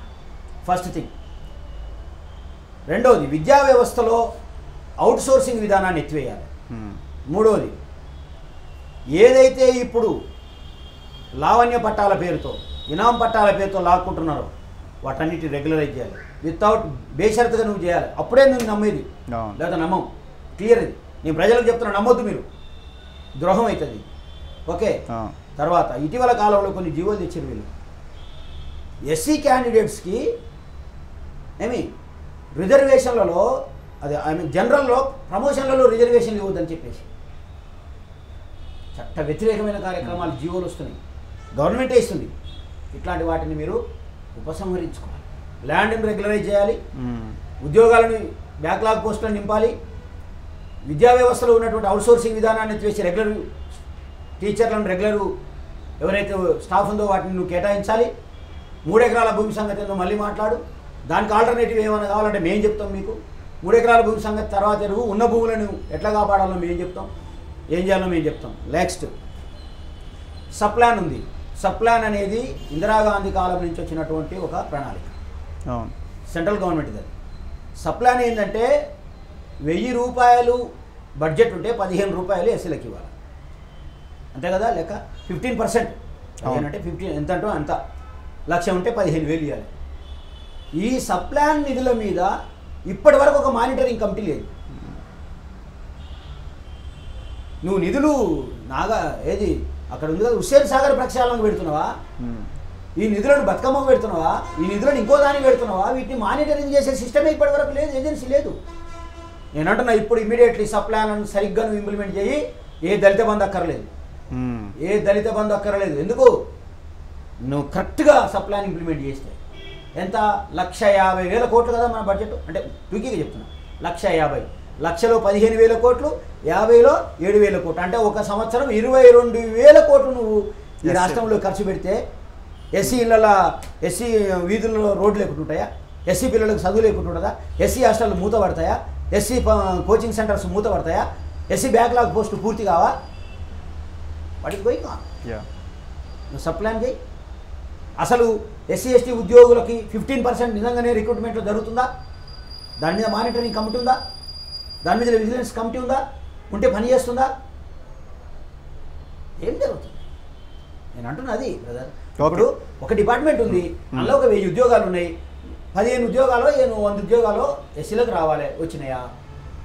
దాన్ని ఎవరు కనుక్కోవాలి? నీ ఎమ్మెల్యేలు పనిచేయరు, దానికి నోడల్ ఏజెన్సీ ఉండదు, స్వతంత్రంగా ఉండేటటువంటి వ్యవహారం లేదు. ఏం పరిపాలన చేస్తున్నావని నువ్వు చెప్పాలా నిన్ను? కాబట్టి దళిత బంధు సంగతి ఎట్లా ఉన్నా బ్యాక్లాగ్ పోస్టుల గురించి ఆలోచించాలి, హాస్టళ్లలో పర్మనెంట్ స్టాఫ్ను నియమించాలి, రిక్రూట్ చేసుకోవాలి, సప్లాన్ నిధుల గురించి మాట్లాడాలి. సప్లాన్ నిధులు ఎన్ని ఖర్చు పెట్టినావు? నేను చెప్తున్నా సప్లాన్ నిధులు 20% కూడా ఖర్చు పెట్టట్లేదు. ఆ సొమ్ము ఎక్కడ పోతుంది? ఆ డబ్బు మాది, మా డబ్బు ఎక్కడ పోతుంది అని అడుగుతున్నా. రైట్, నా బీసీ సోదరులు డిమాండ్ చేస్తున్నట్టు బీసీ బంధు కూడా పెట్టు, బీసీ సప్లాన్ పెట్టు. బీసీ కార్పొరేషన్ ఏమైంది? ఎంబీసీ కార్పొరేషన్ ఏమైంది? ఎంబీసీ కార్పొరేషన్ ద్వారా ఈ 6 సంవత్సరాలు ఏం స్కీమ్స్ ఇంప్లిమెంట్ చేసినావు? ఎంబీసీ కార్పొరేషన్ల ద్వారా ఎంతమంది ఎంబీసీలను బాగు చేసినావు? అసలు ఎంబీసీలకు ఎంతమందికి ఎంపీపీలు ఇచ్చినావు? ఎంబీసీలకు ఎంతమందికి ఏమంటారు జడ్పీటీసీలు ఇచ్చినావు, జడ్పీపీలు ఇచ్చినావు, మున్సిపల్ చైర్మన్లు ఇచ్చినావు, జిహెచ్ఎంసీ టికెట్లు ఇచ్చినావు? ఎట్లా కనబడుతున్నావు? చివరగా నాకు మన వెనకాల అంబేద్కర్ గారి ఫోటో ఉంది. కలెక్టర్లు ముఖ్యమంత్రి కాళ్ళు మొక్కుడేంది నాకు అర్థం కాలే. అంటే అసలు ఏ రాజ్యాంగం అమలు అవుతుంది? ఎక్కడున్నాం మనం? వాళ్ళు బ్రహ్మానందానికి ఎక్కువ, కోట శ్రీనివాసరావుకు తక్కువ. ఎవరు? ఈ కలెక్టర్ బ్రహ్మానందానికి ఎక్కువ, అంటే మరీ అంత కామెడీ ఏం కాదు, అదే సీట్లో కూర్చున్నంతసేపు. కోట శ్రీనివాసరావుకు తక్కువ.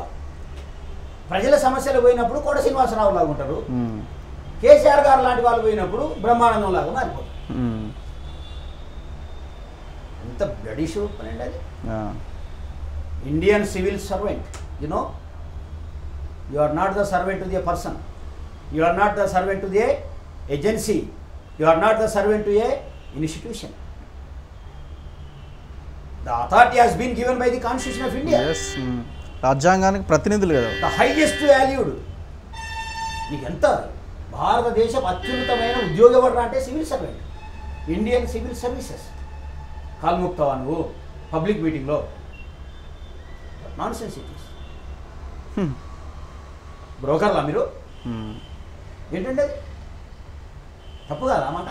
తప్పా కాదా? అవును. నువ్వు కాలు మొక్కడం ఏంటి అసలు నాకు అర్థం కాలే. ఇంకో విచిత్రం చూసిన, అది మరి నిజమో కాదో కానీ ఆయన ఎర్రబెల్లి దయాకరావు అంటే కలెక్టర్ గారు చైర్ లేపేయండి. ఏంది అసలు ఇది ఎట్లుందంటే వెల్మల పరిపాలన చేసినట్టు అనిపిస్తుంది నాకు. ఇది రాచకొండ ప్రభువులు, అక్కడ ఏదంటే దేవరకొండ ప్రభువులు అని ఉంటుండ్రి, సింగమనాయుడు, సర్వజ్ఞ సింగ భూపాలుడు, రామచంద్ర నాయకుడు అని ఉంటుండ్రి. వాళ్ళలాగా ఉంది కదా ఇప్పుడు. అంత తాళం భజనగాలు తయారయ్యారు. ఇది పోవాలి. ఇది పోవాలంటే మీ మీడియా బాధ్యతకు పనిచేయాలి. మాలాంటి మాట్లాడే వాళ్ళ గొంతును వినిపించే ప్రయత్నం చేయాలి. మీరు అనుకుంటున్నారు చాలామంది, మిమ్మల్ని కాదు, మీడియాలో వాళ్ళందరూ సోకాళ్ళు మెయిన్ స్ట్రీమ్ మీడియా అనుకుంటుందంటే మేము మంచుకున్నాం కదా, ఏం కాదులే అనుకుంటూ పుష్కన రేపటి నాడు నీ ఆస్తి అంతా కరిగిపోయిన తర్వాత నీ పిల్లలకు కూడా ఇది ఎదురవుతుంది. అంతే కదా. ఈ వ్యవస్థ కోసం కొట్లాడాలి, ఈ వ్యవస్థ పోవడానికి కోసం కొట్లాడాలి. అర్థమవుతుందా? ఈ వ్యవస్థ కోసం కొట్లాడితే, పోవడం కోసం, ఇట్లాంటి దుర్మార్గ వ్యవస్థ కోసం కొట్లాడితే పోవడానికి, అప్పుడు నీ పిల్లల భవిష్యత్ తరాలు కూడా మంచిగా ఉంటాయి.